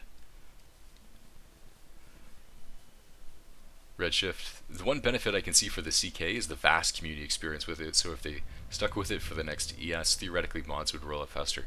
Very true. Yeah, and that is something that I actually love about modding in 2020 for Skyrim, is like there is so much material out there for like learning anything you need to learn about it, because people have been creating you know, guides on like how to do things for so long that it's just so easy. Well, it's not easy, but like it's easier to learn how to do stuff because there's so much good material out for it. And there's so much more room for mods too. Like when I started modding, I was kind of like, oh, like I don't know if there's all that much room for like new stuff, but the truth is there's an infinite amount of room, and there's tons of mods that people just haven't made yet, so we don't know if we need it or not, kind of thing, right? Like as soon as you create it, it's like, oh wow, like that's obvious, that should have always been there. How are we playing Skyrim without this thing for 10 years?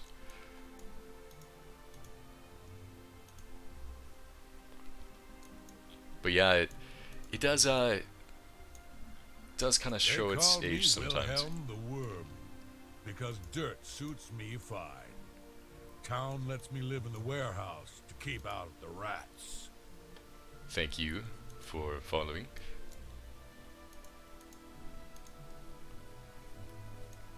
But yeah, actually, it's funny because like it can be frustrating at the beginning, but it's like learning anything is frustrating.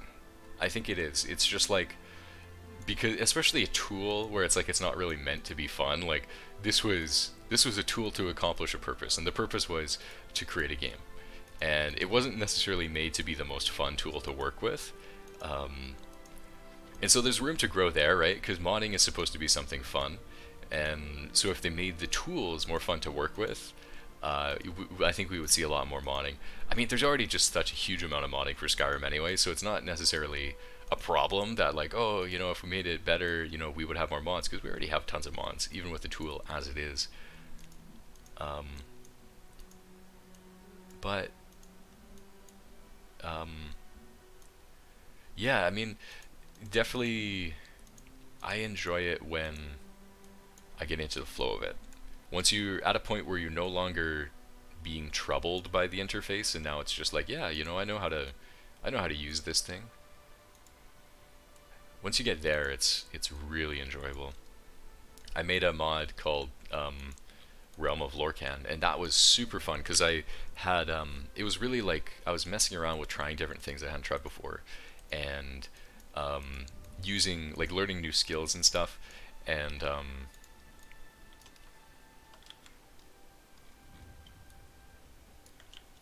a lot of it was I think there's something about like when you get to create and it's not necessarily, you're not pressured to do it. Like I think that's the best creative space, is when you're just kind of, you're creating what you want to make, and I think that's just really cool, especially when you get to a point where you're like, I understand how to use these things without, you know, getting a headache about like, oh my god, how do I build this thing?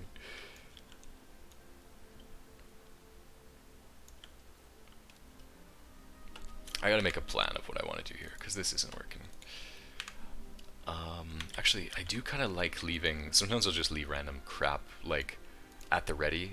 I'll kind of like, you know, because I'm not going to use it there necessarily, but I might put it over here for now, just so that I can copy it and move it over later. One thing I do love about Skyrim nowadays too is that we can actually use a lot more things in our levels than they did when they built it originally, because a lot of people are playing Skyrim with pretty advanced computers nowadays, and it means that we can put more things, we can put more effects, put more things in our levels. It also means that I don't really have to think about optimization.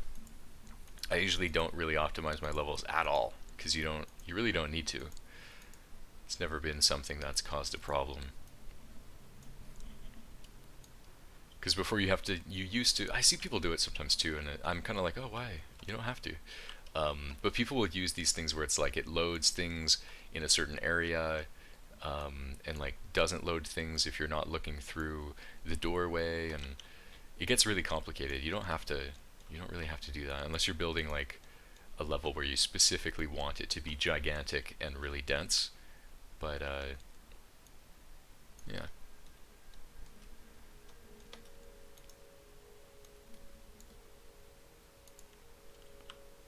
I'm going to put these bricks around. I think these are good ones.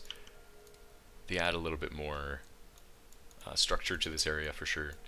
Oh, another thing I wanted to add is, let me add some stairs. I saw some stairs, but I didn't use them yet. And let's see, I kind of want the... Do I just need this tiny... I might just need the tiny one.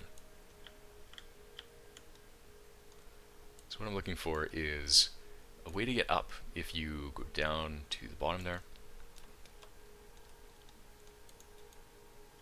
That's kind of good. I need the taller one though.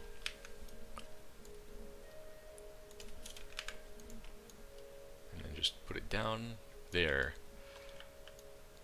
Down a little bit more.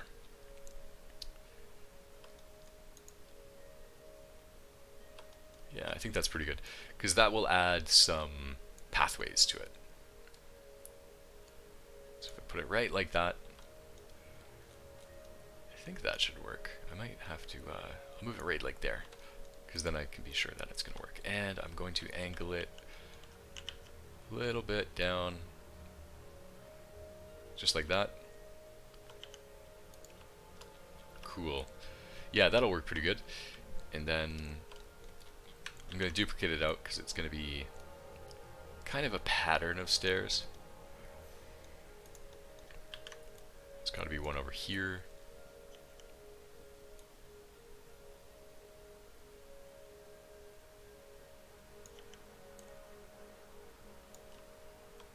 Like there.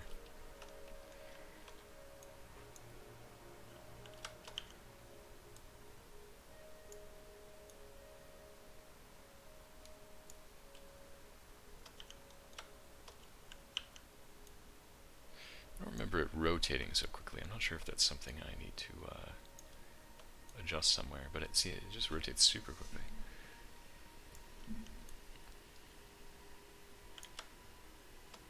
I'm actually very excited after I wrap up this stream. I'm probably going to go right back onto Nexus mods and look for some other interesting ones. And set up Nemesis. I'm excited to set up the animation system.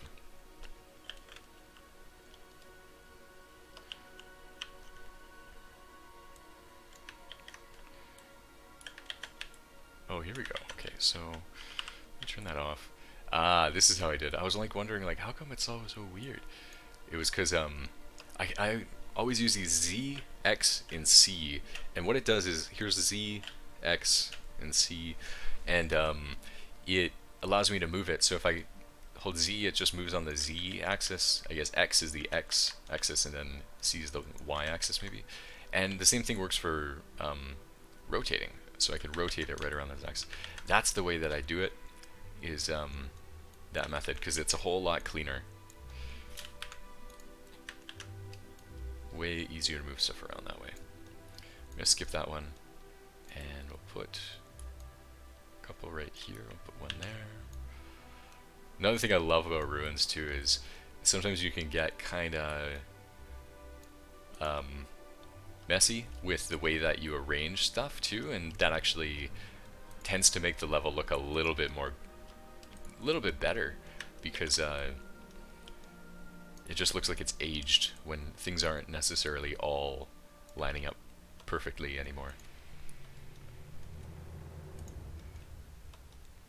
Alright, so we're getting there. The next thing I want to do is, I'm either going to put rubble in the middle. Rubble can be kind of... Yeah, okay, so I'll put some of this rubble here, just in random spots to make it more interesting. Yeah, so when you come down, there is going to be some rubble here.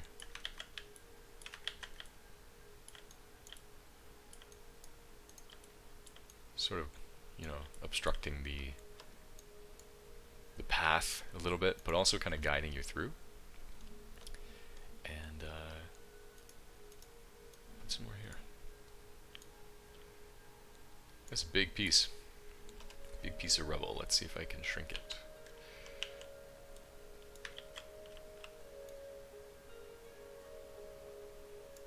That's better.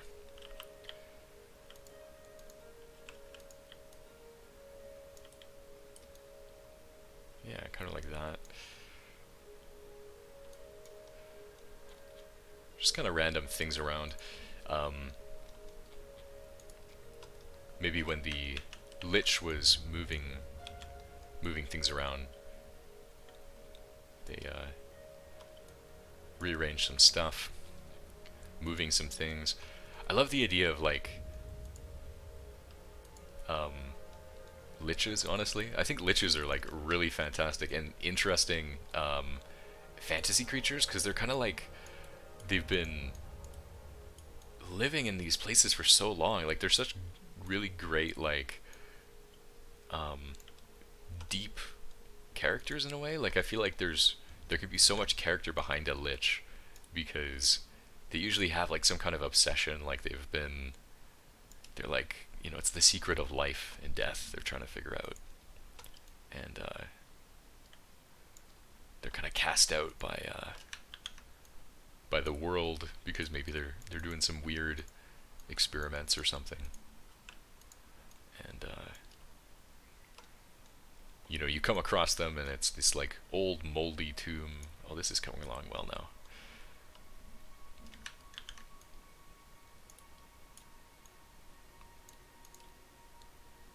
And there's that aspect of mystery because you don't know exactly what you'll find. I like that kind of randomness component. Oh, this is looking so good now. And all I did really was just take these rubble piles and these vines and put it around, and ta-da, there's a full interesting scene there now. So I want to do a few more things. I wouldn't mind putting... Oh, you know what? I should put some vines in here. So with this, so I have this crowswood floor and these vined walls. These are going to be the same as what I have up here. Yeah, just like that. So I'll copy that, move it down there, and rotate it. There we go. Yeah, so I'm getting into the hang of moving things around again. And lower that down a bit. Cool. Yes, okay, so these vines are awesome because they have a really cool texture to them. So I'm just going to kind of copy, move that around a bit. Maybe place it there so they're not completely the same. And then I'm just going to keep layering it. It's kind of same as I'm doing up there. And yeah, so just kind of taking it, layering it, and then adding another one. I'll just add another one from here to just to make sure I get the new one. There's two sides to this one. I can move it, I can angle it like that too. And I'm just going to copy paste, I'm going to duplicate, move some pieces over, duplicate that one, move it over here.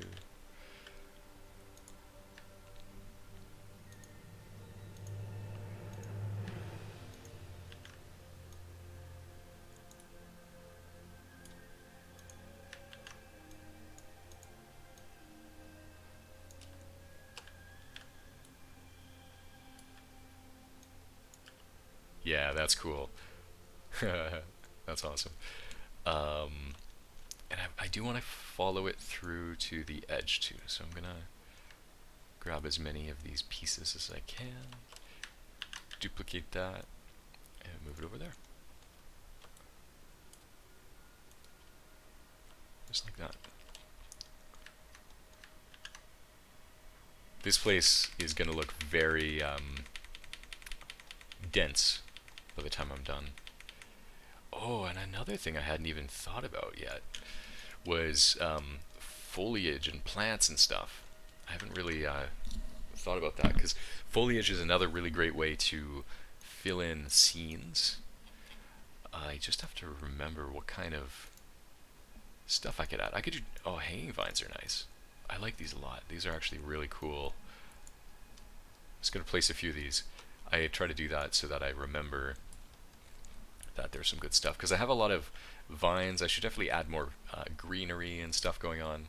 Oh, there we go. That's how I resize stuff. I hold S and I zoom in and out, and just adds this stuff. Just makes it way easier once you figure out these controls. some of these hanging vines.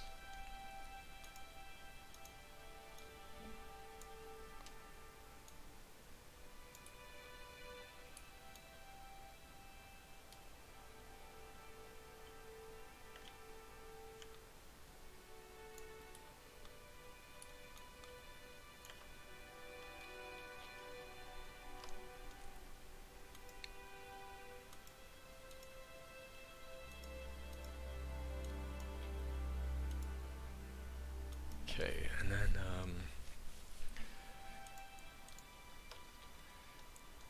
yeah, so that's gonna be the thing. Hades. You think they'd clean the place they live in every once in a while? Yeah, you would.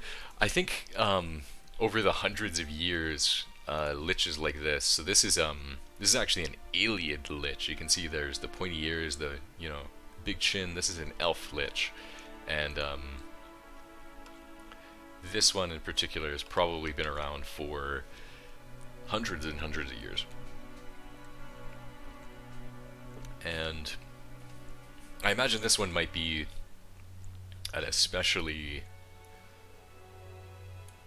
kind of awful lich, because he moved into a, and I mean awful lich as far as, like, you know, like other liches, like, I'm sure liches talk to other liches at some point.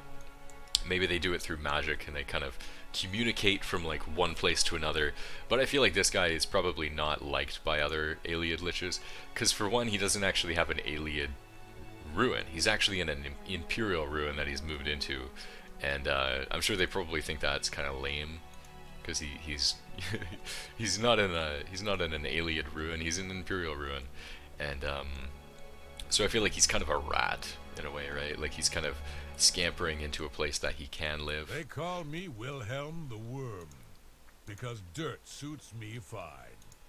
Town lets me live in the warehouse to keep out the rats. Speaking of rats, thanks for following. Yeah, so, yeah, I feel like this guy, you know, he's not popular among liches, and that's because he's probably not as honorable. If there's any honor among liches, this guy is not one of those types. And so he probably doesn't clean up his place very much at all. I don't know if I feel like he's really just barely getting by, this lich. He's maybe gonna have some like really old skeletons, but that's about it. I think he probably maybe draws energy, kind of this dark energy off of corrupting this place, because it used to be this holy place, and maybe that's what thrives him, is he likes the fact that he is diminishing this place and making it worse and worse. So, moving over into the next room here, I'm gonna hit F5 to reset the scene, because there's supposed to be some water at the bottom.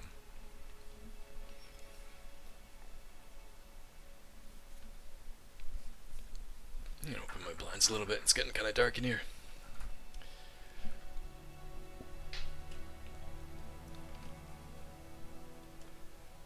Alright, so scene reset. And man, I'm liking the chat box showing up on the stream now. I actually am really stoked about that. I also like the stream notifications when they pop up too, and they have little audio cues.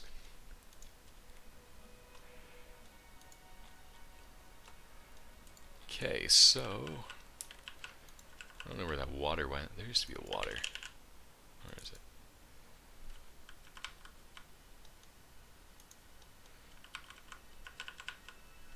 Yeah, I don't know where it went.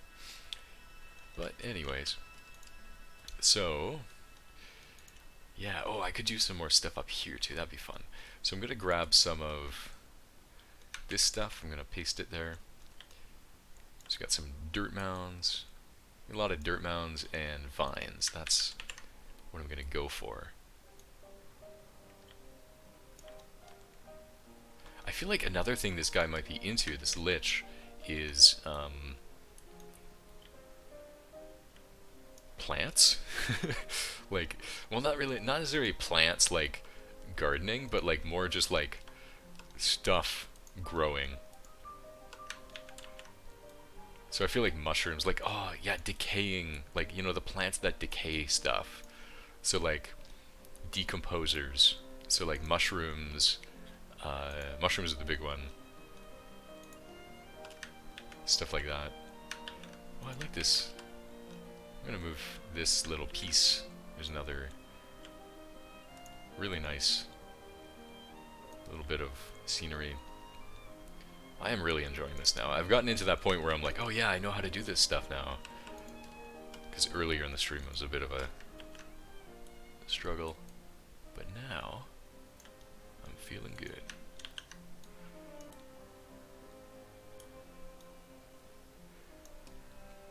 It's one thing I really find with computers is like, you always gotta keep pushing. I can't recall ever loving moments like this moment with you. Aw. Well, thank you, Big Potato, for subscribing. That means a lot to me. I'm hoping to do this stuff more often. I think it's really cool. I definitely noticed that like people are interested in this stuff, and yeah, it's cool. I enjoy making it a lot.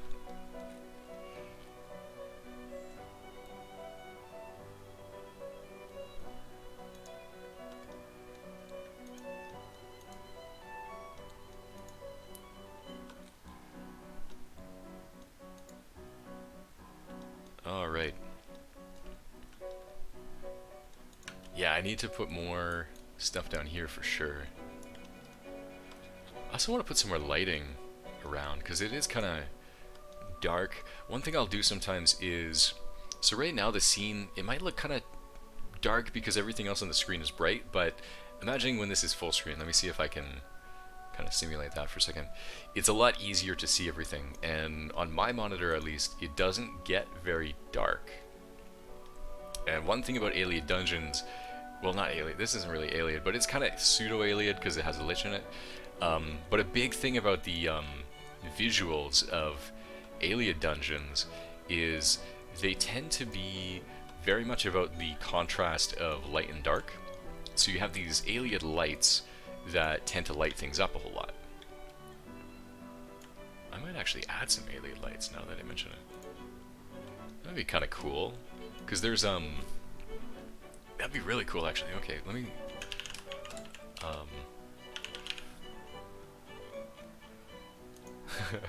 so this guy, when he moved in, maybe he brought some alien chandeliers and stuff with him. That'll be cool. Yeah. I love that kind of stuff, because sometimes you get to mix things that you don't see in other dungeons, and that's where the real character of any dungeon comes out, is, you know, those things that are special to it, but don't happen in any other ones. So there's a chandelier. Oh, it's not called a chandelier. What is it called?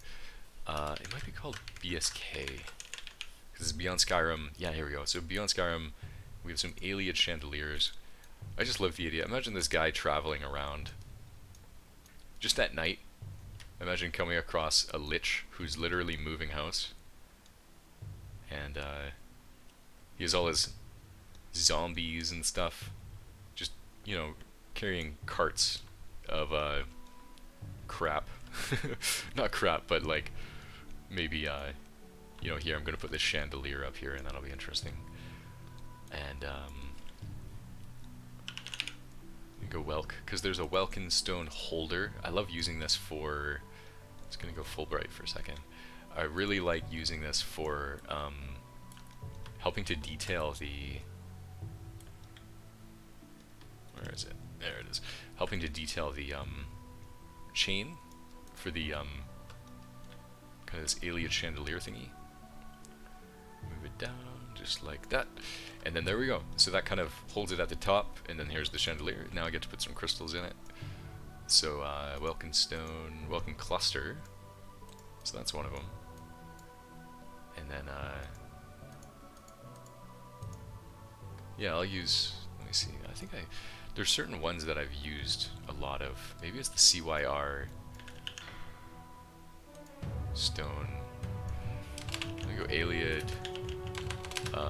stone. Alien stone blocks. No, I'm not gonna do that. is it? Maybe it's a Varla. Is it Varla stone? No, it's not the Varla stone. Let me go see where crystal.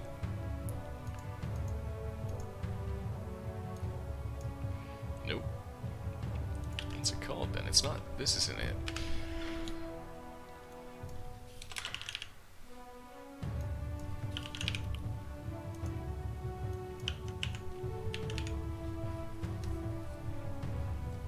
Baked potato. It's always cool to see the creativity and process that goes into making these mods.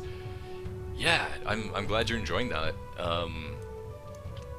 Yeah, I think it's really cool. It's something very special to share it, I think, because like there's so many modders, and a lot of modders, like we work on this stuff, and because it's kind of complex, we tend to work on it in private and not necessarily kind of share our struggles with it, because sometimes it's tough to work through something really logically, especially if you're kind of doing a stream, because when you're doing a stream, it's kind of like putting on a performance in a way. So I think level design works for this kind of thing, because I can show you guys how it's building and stuff. Yeah, and then Hades, a caravan of zombies with all the rubble he wants to move to his new lair. Yep. Just imagine like 5, you know, carts and just like all these zombies. And you're like imagine like you know, a merchant moving from one town to another just sees it and is like, yeah, no, I'm not dealing with that.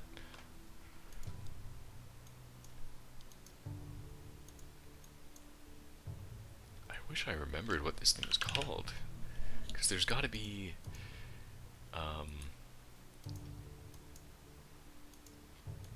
it's not quite that one.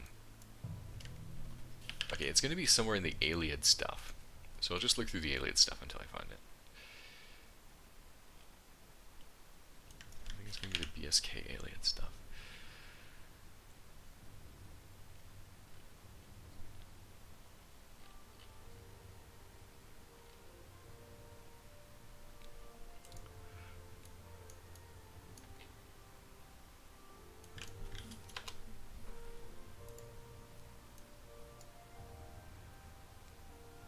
Might be faster if I just load up another.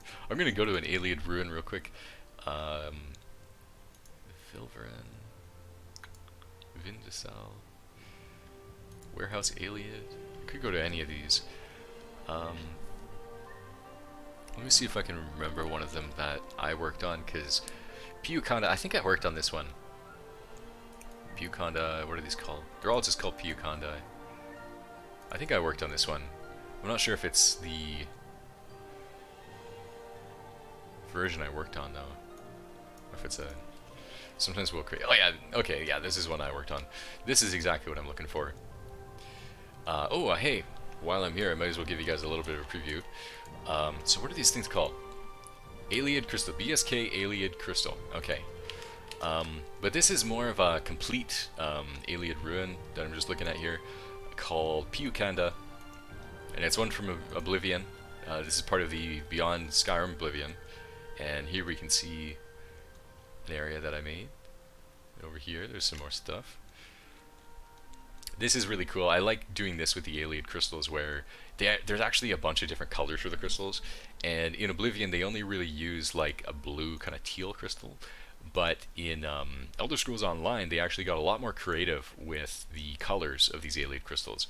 And that's something that I'm trying to incorporate more into the way that I build, to sort of be a little bit more creative, use more different kinds of light, because it can be really interesting, you know, walking through a, you know, blood red chamber. I think that's really cool. And, oh, you know what, I think what I'm having a problem with is seeing water. I'm not sure how to turn that back on. So here's another area. So I'm gonna grab, this is what I wanted to grab, was some of this stuff here. I'm gonna grab Alien Blue Light, Desat, I'm gonna grab this stuff, grab a bunch of things here, grab all that stuff, and copy it. And then go CYRV, Vanua. Redshift, it seems like you have a lot of design freedom for this dungeon, which is great. Does the BS team give you like notes or general direction or anything? This one I specifically picked it because it's like there's no quests or anything related to it, so it's just like completely, freeform. I can build whatever I really want. But there's certain ones because it sort of takes precedence if the writing team has a plan, because they kind of I would say like they're kind of the where everything starts from is kind of the writing team, because they plan quests out, and things like that, and then the quests that they plan also have like voice actors and things like that, so it's a lot larger of an ordeal to build a quest, for instance. And eventually I'd like to get into building quests, but for this dungeon, yeah, it's very much freeform. I get to kind of do whatever I want, but yeah, I would say like in terms of proportion of like these kinds of dungeons to other kinds, it's kind of like maybe 40% of the dungeons kind of have a quest or something quest related, or story related, or have kind of specific notes for them. But then the other like 60% are really just like freeform, like the level designer can really kind of do whatever they want for those ones. And those are my favorite ones to pick. A lot of that's because I honestly kind of prefer to work on my own. That's just kind of how I get my enjoyment from modding, is kind of just going with my own creativity and things I want to do. But some other people look at modding more constructively, where they're more concerned with building and contributing to a team, which is also really cool. But yeah, for me, it's more just kind of what I get personal enjoyment from.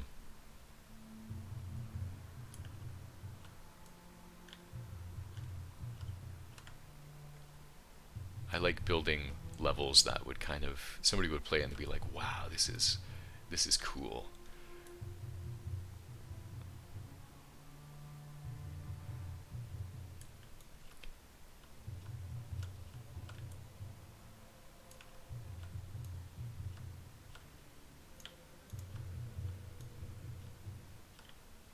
Just gonna put a couple stones into this chandelier here. Kind of make my own little crystal, having them intersect at the bottom, so it just kind of looks like one interesting crystal with a few different other crystals growing off of it. Limbs to the crystal.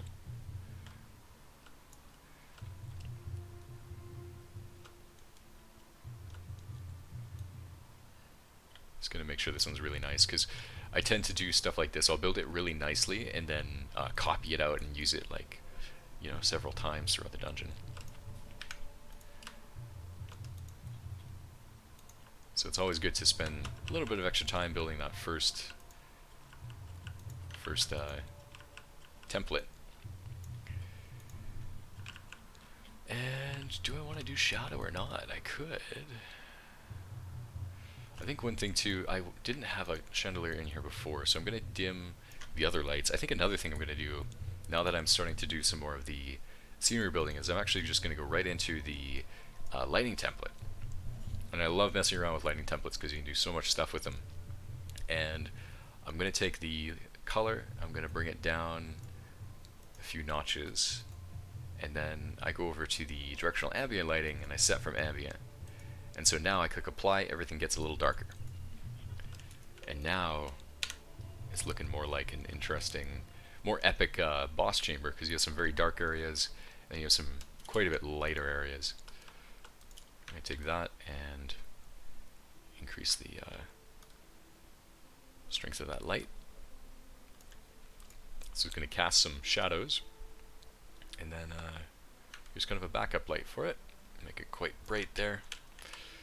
So now you have this brighter foreground and then this darker background, and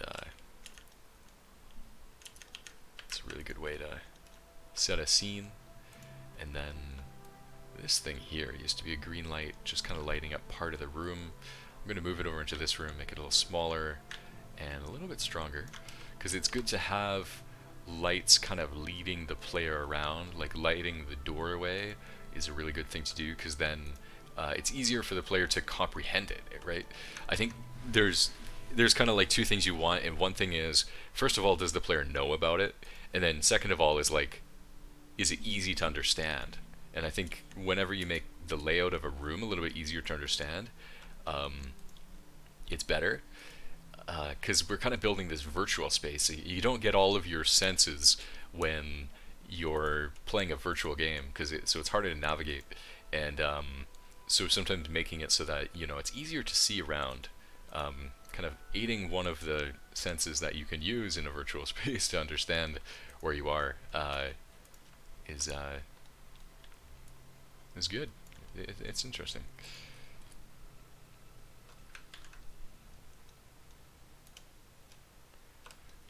I think that adds a lot. I love just lights. Lights are so good. They add so much more character to a place. I'm gonna put some more rubble. Rubble's always good. Take some rubble from the other scene.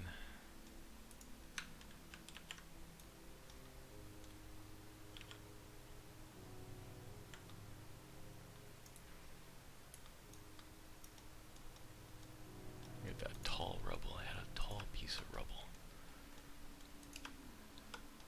There it is. Right there. And copy that. Yeah, copy that and move it over here.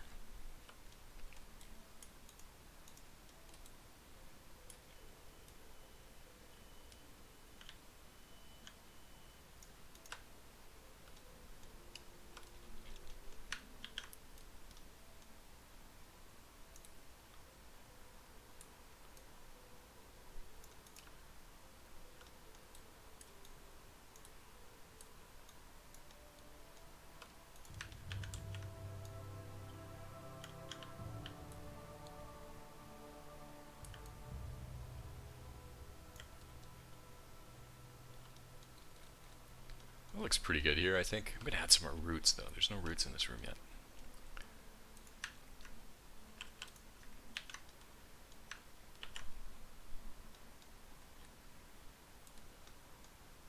There we go. Got some roots.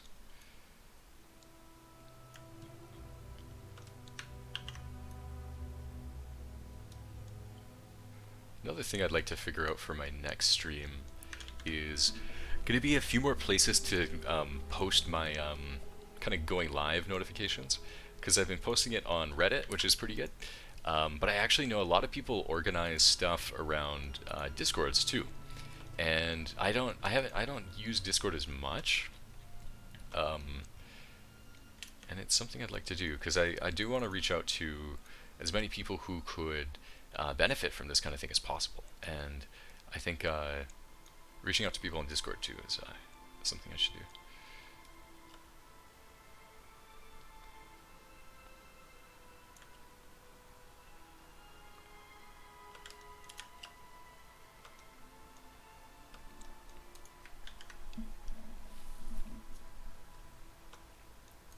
I know there's a few. There's the Beyond Skyrim Discord itself, which I think I'm set up as one of the streamers, so I think it might show notifications when I go live.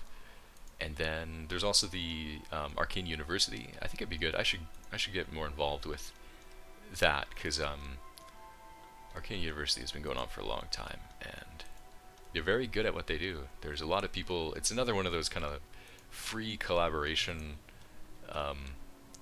platforms for Skyrim modding.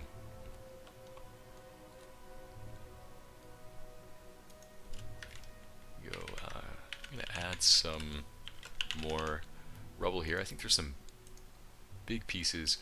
Which piece am I looking for? I'm really looking for these kind of things, these big blocks that really fill out a room and make the walking through the room more interesting.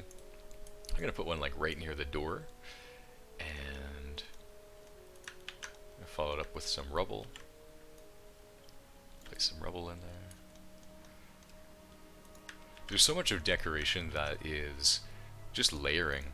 Layering, you have one layer which is this thing, and then you have another thing, and then another thing, and then together it kind of builds this scene where you have these things, and it's kind of, you look at it and you can kind of make sense of, you know, what's happened over time, right? It looks like this rock kind of either was left or fell from somewhere, and now it's just kind of there. I'm gonna make a hole in the ceiling. It's fun to make things like that, because you wouldn't necessarily look up all the time. So it's fun to put little things there.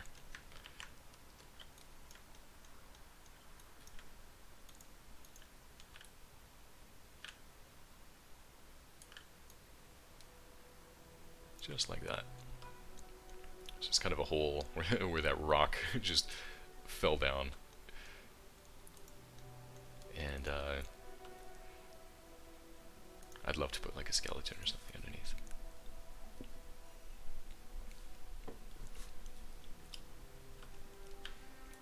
I'm going to try and do that. I'm going to angle the rock a little bit so that there's some room for something underneath. Move it just like that, and then we're gonna find a Cyrodiil skeleton. It's gonna be like a treasure skeleton.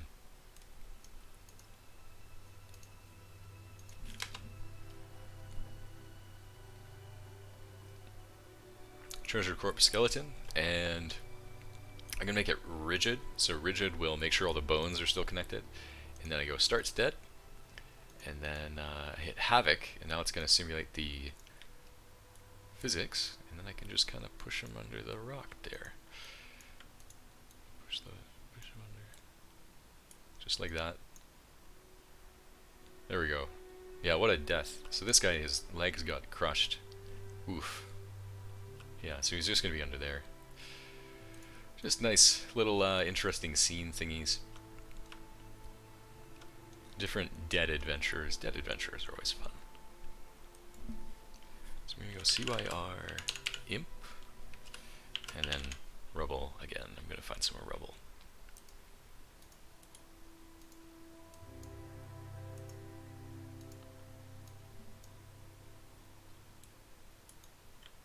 That is a huge rubble piece. Put it like that. I could put another big rubble piece. Here they are. Put another one of those there.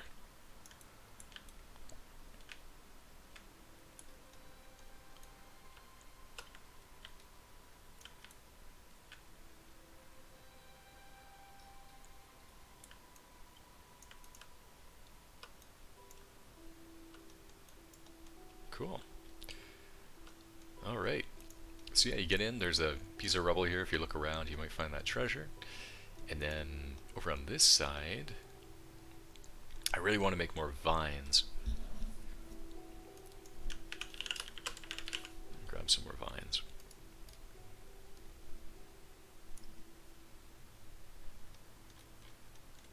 And make it grow around this statue here.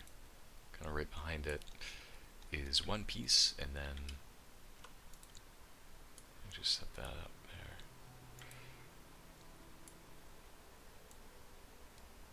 Kind of like that. It's the first piece, and then I do want to have one kind of going in front of it. Kind of hiding it a little bit. Yeah, just like that.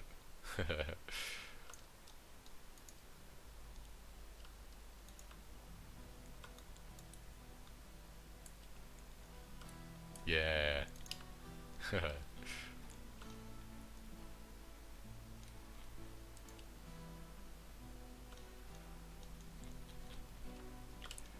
And I think I had a light. So I have an alien green light here, and I also have a blue light with candles. And these candles are interesting. So, the way that I see it with these candles is they're being lit by someone. And I would assume it's going to be the skeletons. I might remove those lights. Sometimes you just put them in because they look cool. I might change it now, because now if I'm going to do some alien crystals you can do a little bit more interesting stuff with.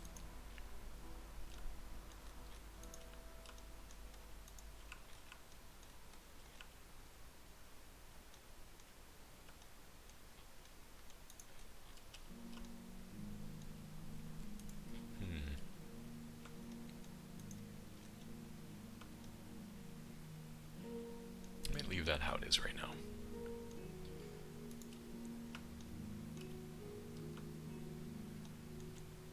Okay, and then I'm gonna grab some more rubble. Bring that over.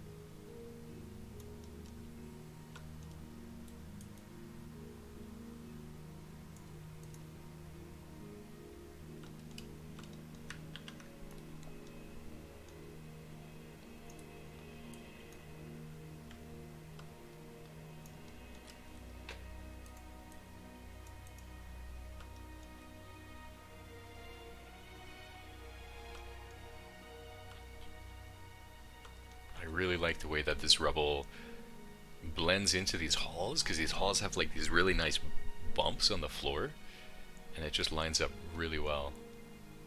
Look at this piece here.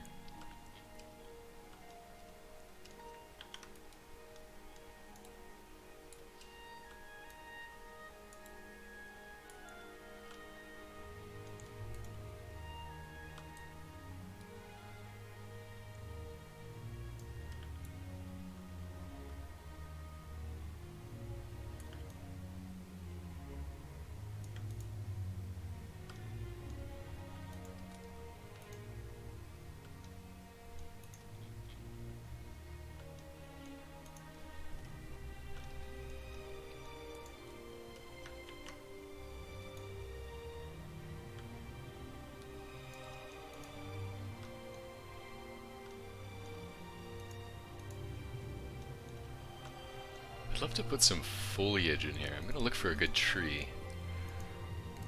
There's a lot of really interesting trees and stuff. Because we have the whole Beyond Skyrim pack. I'm just gonna say it before I get too far away. Okay, so these things are awesome. Anything, okay, I'm gonna take anything that is dead. These acacias are really cool because they look like, trees just look like big roots once they're dead. But I do have to be not too crazy. I want to take something from the same area. And let me pull up this again. So just the area, kind of the area I can pull from are kind of roots. What if I did something cool and took this and just like flipped it upside down and treated it like roots? What would that look like? Would that work? Well, I mean, okay. It almost kind of works. If these were just like roots. But at the same time, it's like, why is the root growing when there's no soil here? Like, why is it doing that? I don't think roots grow when there's no soil. But damn, that looks cool. It just kind of like sticks out, gets in your face. That might be a little bit too crazy though. I'm not sure if that'll pass.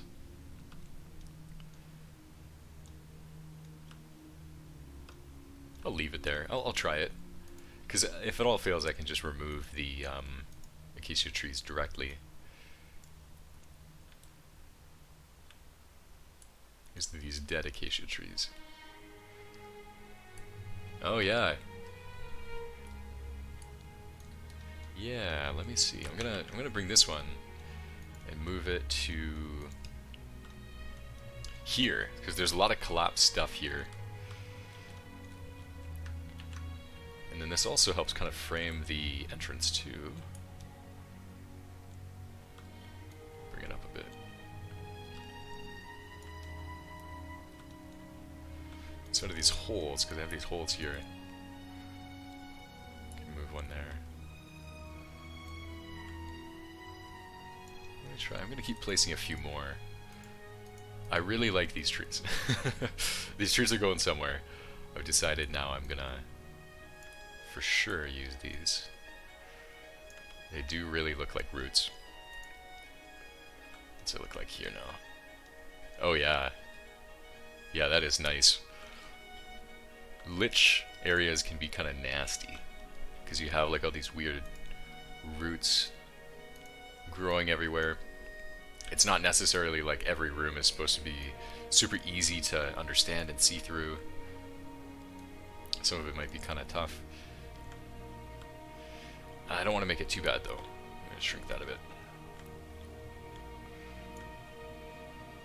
How does that look? Looks foreboding. I like that about it, where it's like, yeah, that's good. I like it too. Let me see the collision geometry, because then I can make sure you can walk through it. It's hard to see the collision geometry with these trees. I don't think they have any. Go F4. I don't know. We'll have to test it. I'm sure there's going to be some way to get down there even with it though. Yeah, that is cool. I like that a lot. That's going to be a thing. Multiple places. So over here, there's also some water coming out. I'm going to make some more of these acacia trees. The roots.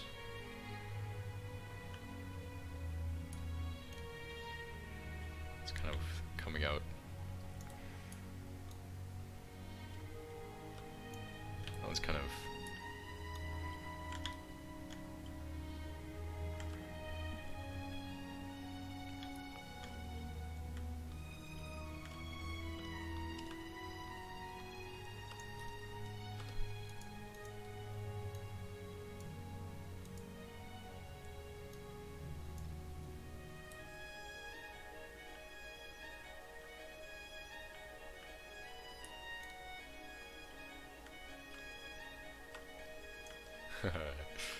I like it too because it really fits with like that kind of lich kind of like thing, where it's kind of creepy magic. Like it's almost like there are these tendrils coming out of the wall, and I really like this. I love these moments when like you're building something and like it's not even necessarily like, I don't know, like just like the way that things develop and you're like, wow, like I didn't think about that. I didn't imagine it would be like that in my head, but like you just kind of keep testing. You're like, okay, well that worked. Let's see if this works. Just go a little bit further and then you kind of get those eureka moments where you're like, wow, like that is really cool.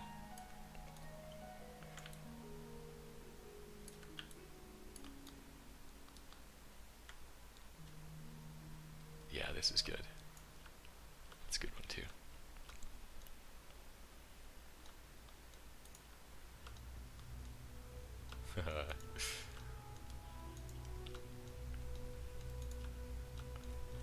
And then we have one hole up here.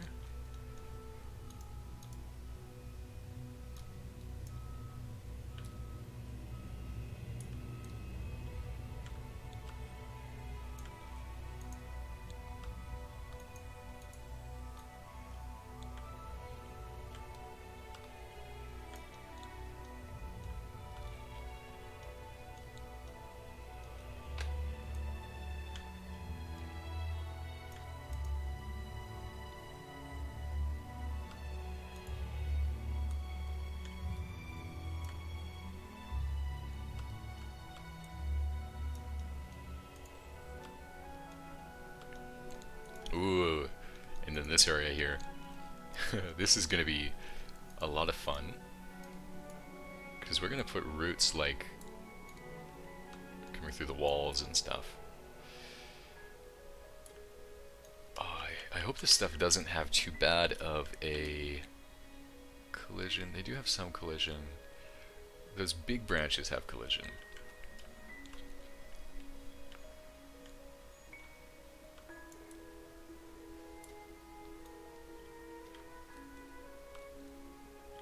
Yeah, the big ones have collision, so that might actually block it. Let me see, I might just have to like use just a tiny bit of them.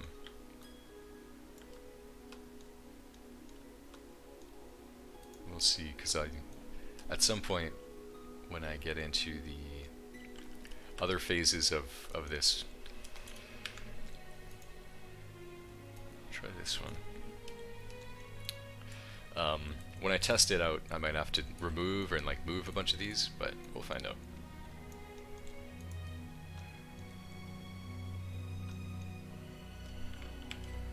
Yeah, because these ones have... It's nice that they did do collision, because sometimes when you're shooting like an arrow or something, or you're trying to climb a tree, it's kind of cool like that, but for my purpose, because I'm trying to use it for something it's not really meant for, which can be trouble sometimes. Yeah, I don't think I'll be able to use that there, because it's blocking the movement too much. I might be able to find a good dead shrub, because shrubs you can usually just walk right through. Let's see why are dead. They're dead trees. I'm just gonna look for dead.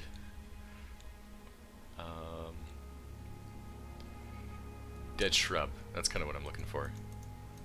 These, I don't know if these are going to be kind of roots. They're not really going to look like roots though, that much. Yeah, they look more like an actual dead shrub.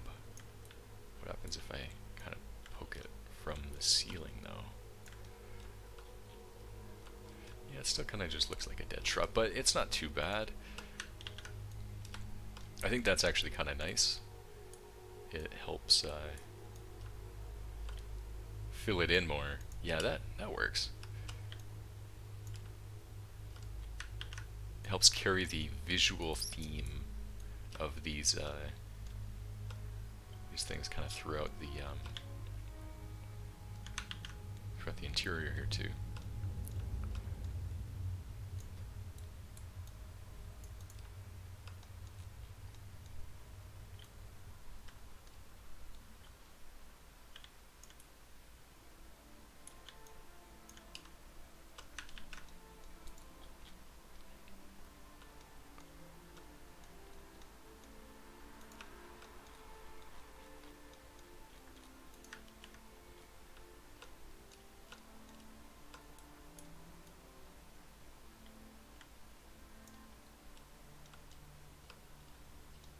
Go.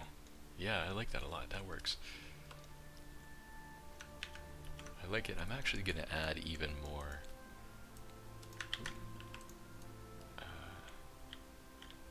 Here.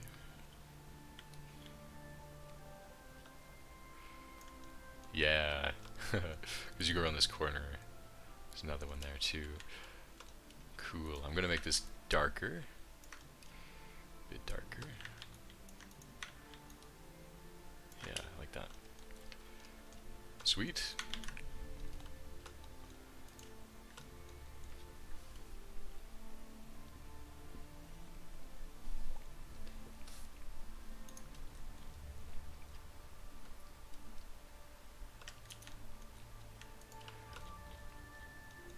Okay. I'm gonna have to think. When I am over the next week or 2 weeks or however long the period is between this stream and the next stream, I'm going to be trying to think of what kind of things liches do, like what kind of things I could add into a dungeon that would make it seem a little bit more realistic for a lich. And I think lots of let me start that off. I'm gonna see if I can find I feel like maybe like they're almost like all necromancers. I feel like that's one common thing for liches is that pretty much all of them are necromancers, and so they would have a maybe a table for like doing I almost want to say like repairs to their zombies.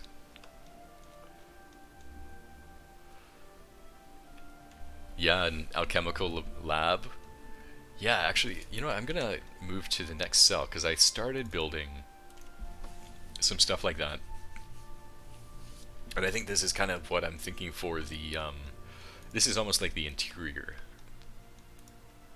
So this is where the Lich really does their stuff, and, oh, I'll have to add like a sarcophagus somewhere too, because I think Liches usually use sarcophaguses.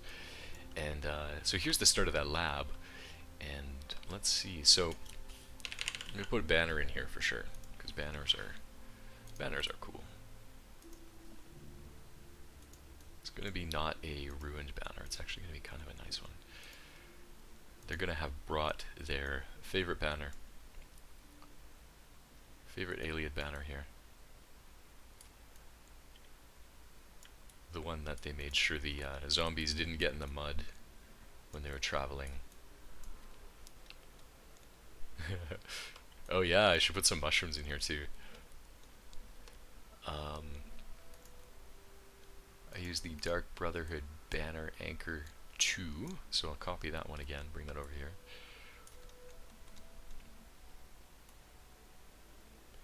I love it when there's like those little, I think plants are so important to a dungeon.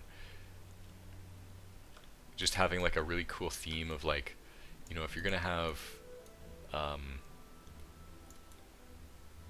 certain things, because I think an Ayleid Lich would have certain plants they would keep, and then other ones that would just happen to grow.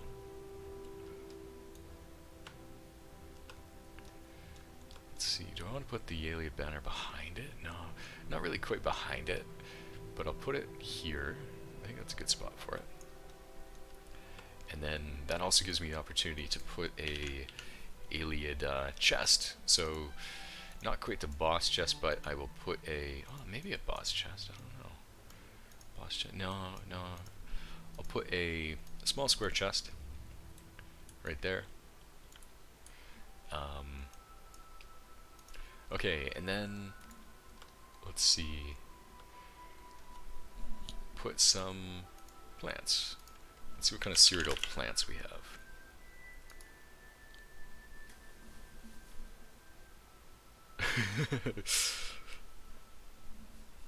Undead fungologist.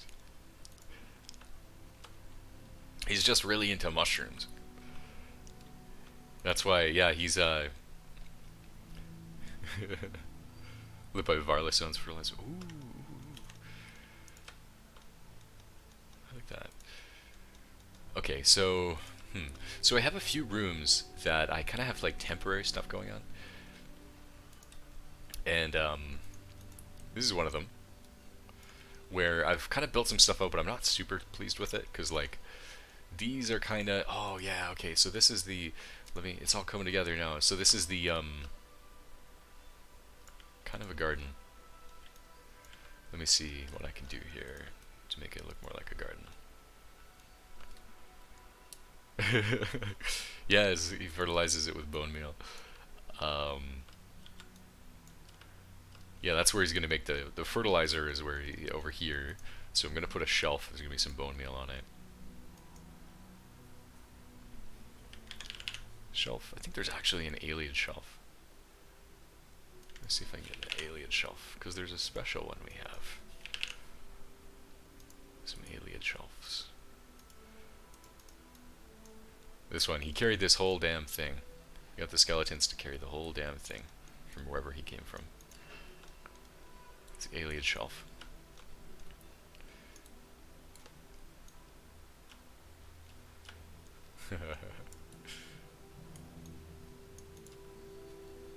It's all coming together now.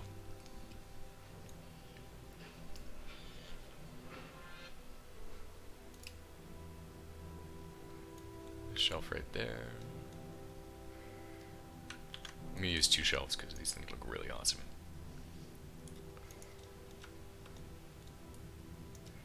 And I'll even put one at the end here.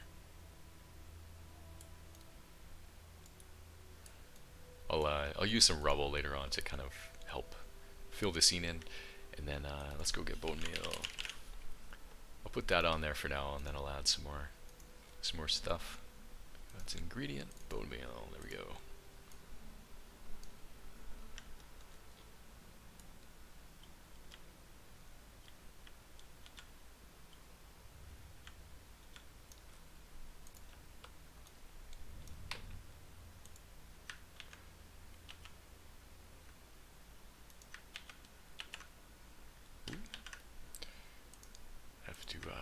Duplicate it. Just trying to place it because usually we do a thing where there's also a havoc placement, so he's going to have a lot of bone meal. He's going to have at least 6 down here. And then I grab all of them, and then I do the havoc simulation. So I click on havoc, and they all kind of move a tiny bit.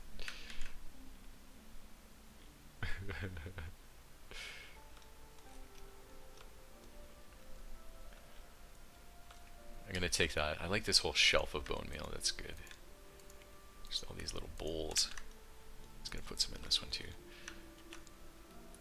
for some variety. If you need bone meal, there's lots of bone meal here. Put on the bottom shelf. Oh boy. Okay. I did the havoc settling, and then all the bone meal got all weird. There we go. Okay, so I have that bone meal. Now I'm going to go back to the garden, which is right over here. Ooh, this would be an interesting place. I could do another garden here. And planters.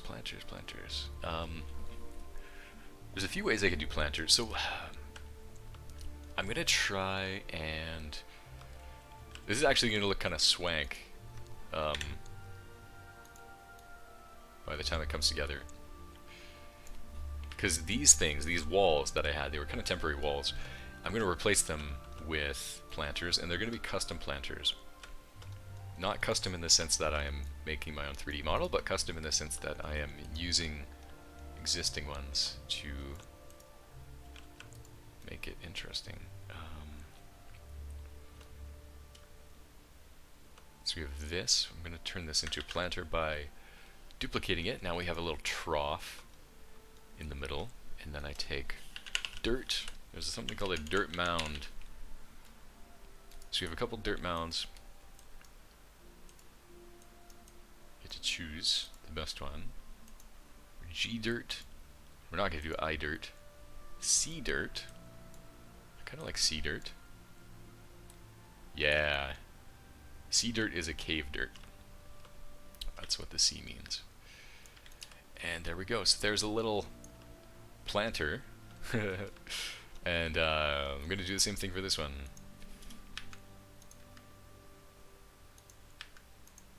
Just delete that and take that.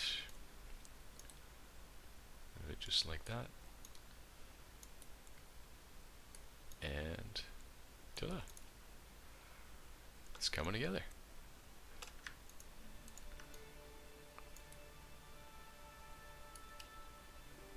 Yeah. He's gonna be a skeletal gardeners. He's that's why he's like underwater. He's not necessarily like a jerk lich. I mean, he is. All liches are kind of jerks, but he really just wanted to be down there because of the isolation, really. He just want to be alone and not judged by the other liches for his interest in fungology. Alright, so let's see. What are we going to do for the plants? It's not going to be just he's into multiple. He actually likes a lot of different. So we have mushrooms, for instance. We can start with these. Just the good old mushrooms in cave dirt. I think that's the one that we have here. Ooh, that's slightly different. 1 second. It has to be the exact same Is that the same? That's close enough. Yeah. I think I'll have to adapt my dirt here, because it's kind of too tall. This might be at the bottom, and then I might do... Let me see... It's got to be quite flat, and I think that's the problem with the dirt that I picked. Was I think all the dirts really have kind of a bump, because they're all called the dirt mound. Let me see what other mushroom...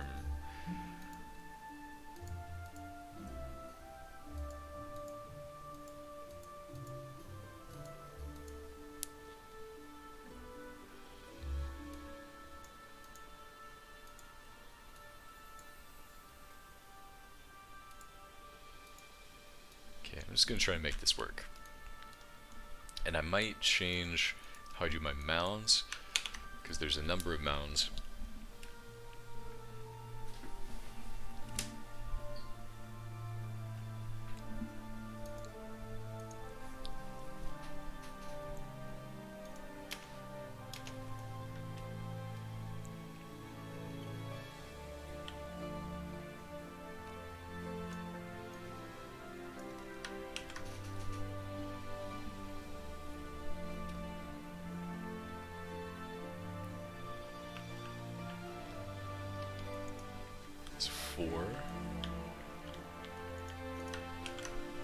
Mound 4 is huge.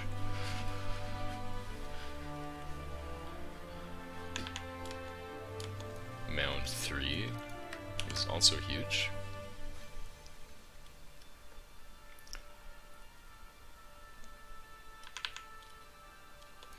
I'm gonna ignore the mound thing, and I'm actually just gonna use the oops.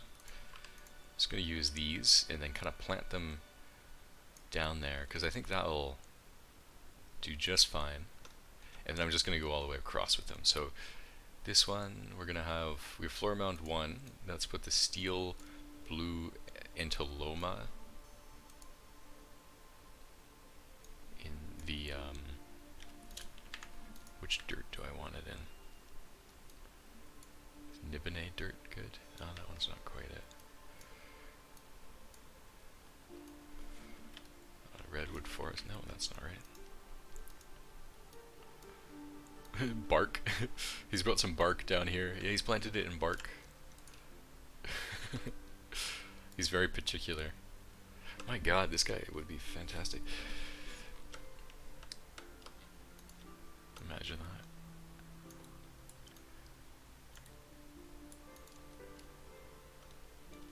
No, it's just going to be in the dirt. I'll have to find some kind of good dirt one. Which one was this? This is it's got to be the same one. I think I'm gonna pick. I'm kind of tempted to do the bark one, but I think that's almost too ridiculous.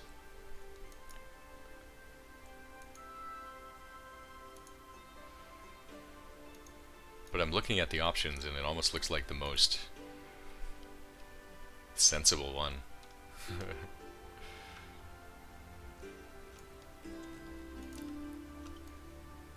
But it's just the idea, like there's that image of this lich having bark brought down.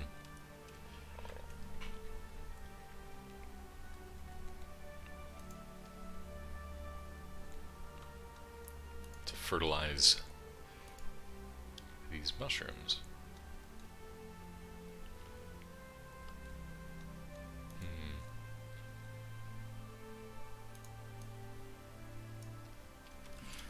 I'll do the bark for now. We'll see how that goes. It's not bad.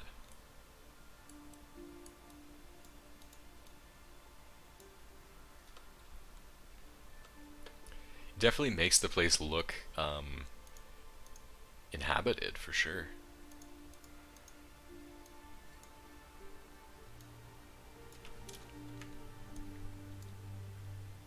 That's always something that's good to build throughout a level. There you go, and there's some rock, you know, some wisp stalks in the middle.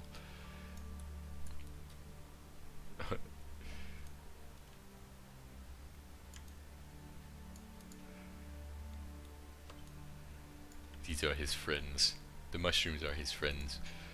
I think he would prefer the company of his mushrooms to the company of the skeletons. Oh yeah, I like that. Mushrooms they just look so nice. Skyrim has a lot of really nice looking mushrooms.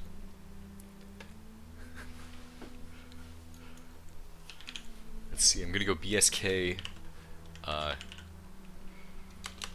Let's see what kind of exotic mushrooms he can have.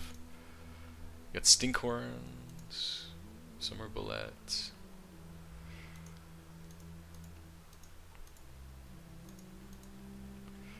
Yellow amanita.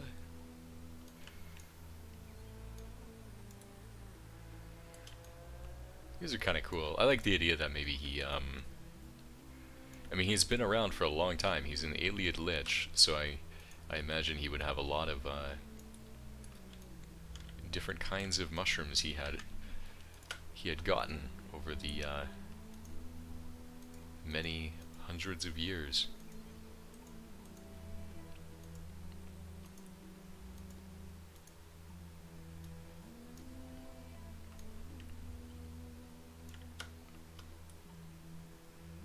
Some summer bullets here.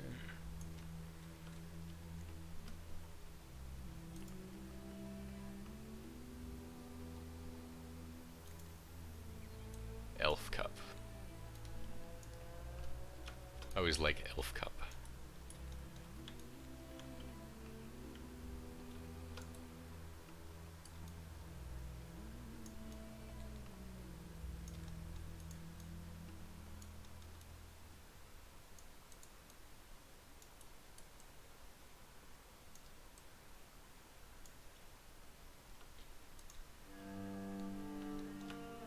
Oh yeah, this is gonna be good. Yeah, okay, so that's coming along well. I also want to grab a chandelier, because obviously he has to have... Oh my god, this is so good. I love this mixing of this, like, Imperial ruin, and then you have, like, you know, I'm gonna put some Ayleid stuff in there too. Very unique dungeon.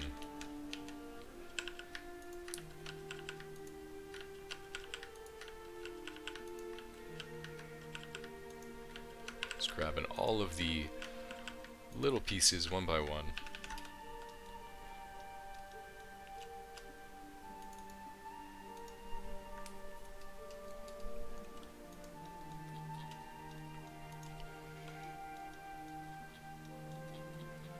And back here, I'm gonna remove that light and I'm gonna put instead a chandelier. Nice bright chandelier.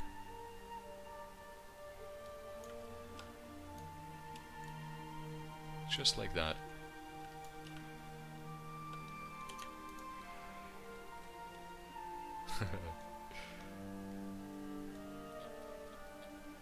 Yeah, that is awesome.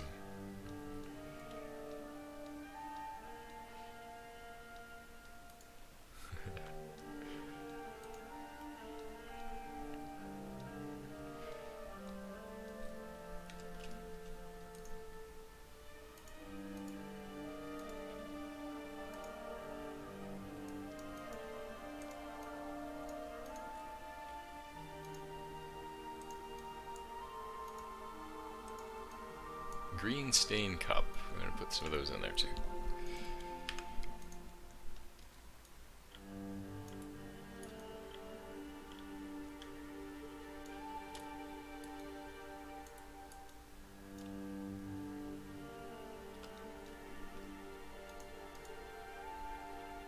There's this lichen too.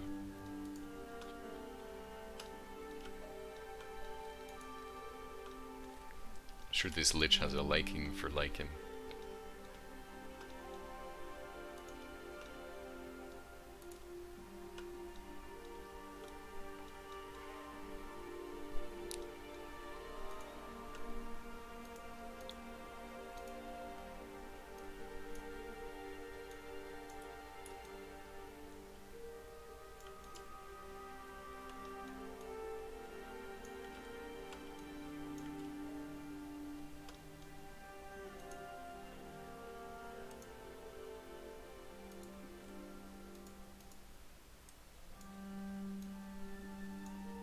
clouded funnel. Add that in there.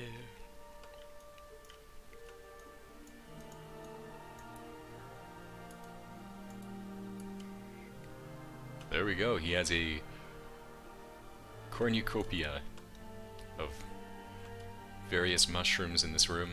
I'm gonna add more for sure, because I really enjoy that. I think that is awesome.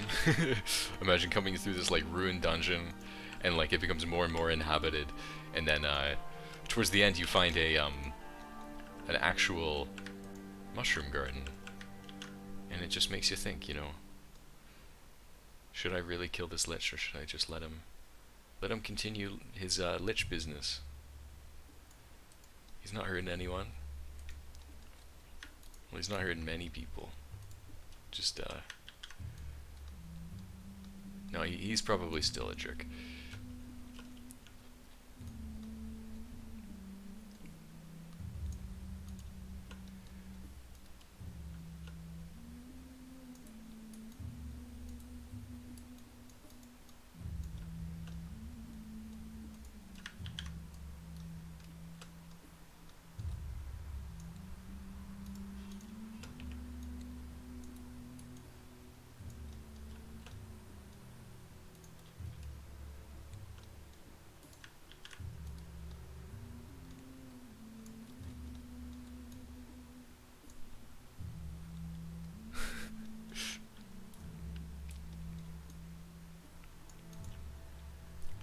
He's one of those honorable necromancers. He only uses bandits and the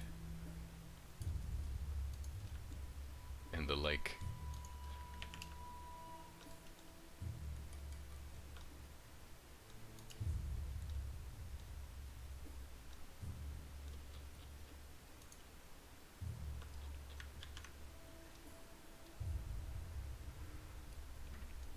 Alright, and then I am also gonna put...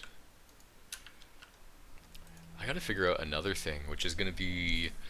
I'm gonna have to get another Iliad, kind of like a Welkin stone holder.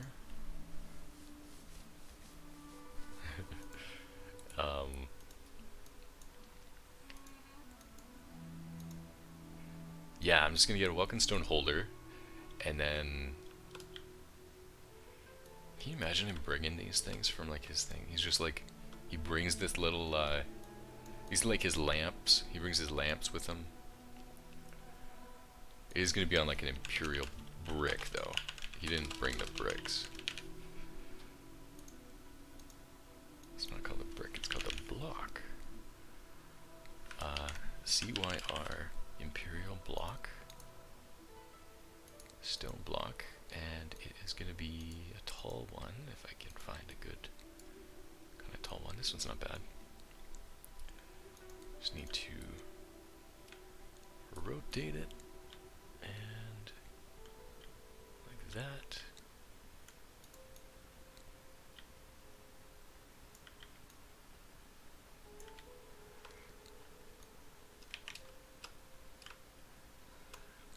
Place it on there.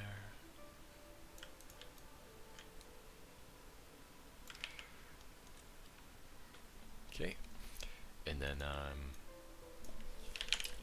Iliad crystal. Take one of these and plop it in there.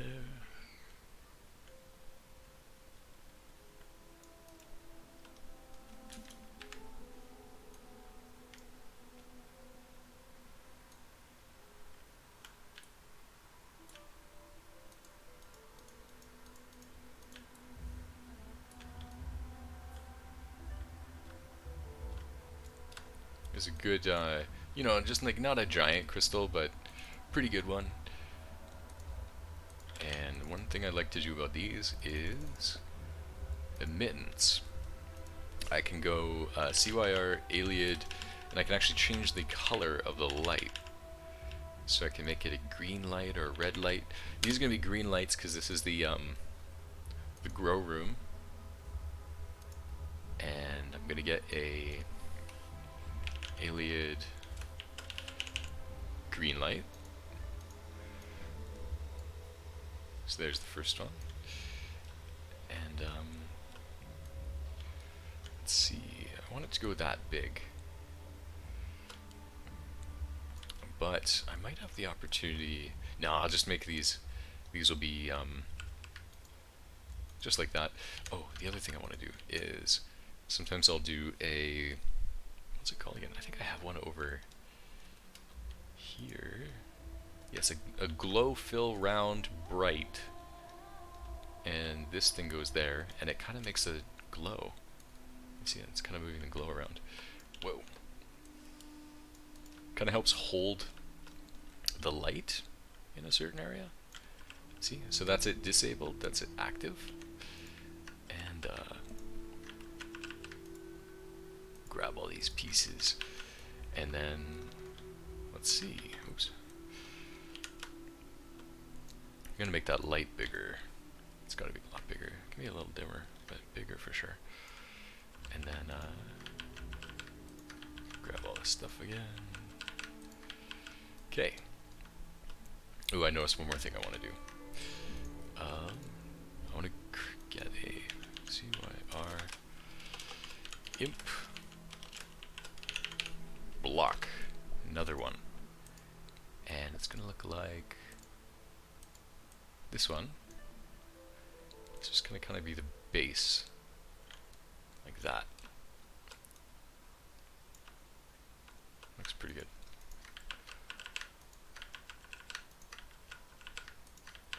Okay.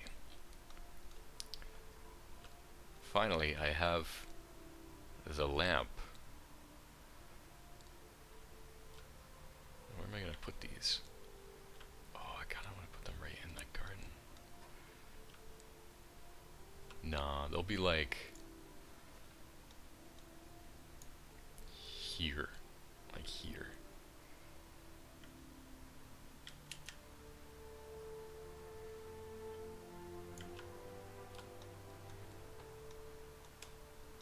Yeah, that's where they'll be. Put one over there. Put another one over in this corner. Like right there. Right beside the door here. That's a good spot. And there we go. Wow. That is a pretty legit little garden here he has. I'm gonna put some rubble and stuff, of course. But he cares about his little fungi. These mushrooms. And yeah, so I think I'm gonna wrap up the stream. I try to limit it at 3 hours so that I don't get burnt out or anything. But yeah, I really enjoyed that. It was fun. I like the idea because you guys came up with the mushroom garden redshift there, and then Hades adding on. So thanks for that idea, you guys, because that was cool. I think that's a real winner too, because I'm sure, like, you know, if you run through this dungeon, you'll just be like, wow, there's a mushroom garden here. I didn't expect that. It's kind of interesting stuff. And then of course the skeletons, you get to fight them in the mushroom garden. And I think that's a good theme too, because I mean, it looks very clean right now because I haven't added the rubble. I'm gonna add that for sure. So it's gonna be darker and more ruined and stuff. And but yeah, I mean, that's what he passes his time, probably mixing up potions and stuff. And one of many things that this lich does to pass his time. I think I'll probably make this area more flora. I actually want to add a lot of flora, and then I want to expand it backwards in throughout the whole level.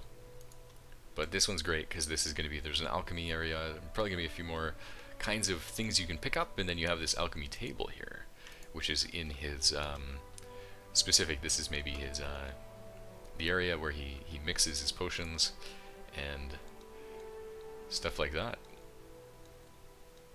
So it'll be cool. Yeah, oh my god, my camera got so dark. I don't know what it is, yeah. Interesting. I'll have to keep that in mind. It's definitely a new stream setup. And I didn't turn any lights on here, so it's quite dark. Looks lighter in real life though. But yeah, so thanks for coming by, and thanks for watching this, because I'm also going to put it up on YouTube afterwards. Yeah, so this is, I mean, it's a blast. It's really enjoyable to get back into it, and yeah, I definitely have a number of these left. I thought I might be able to finish this off in like 2 or 3 episodes, but I'm going pretty slowly, so it might take me a little bit longer.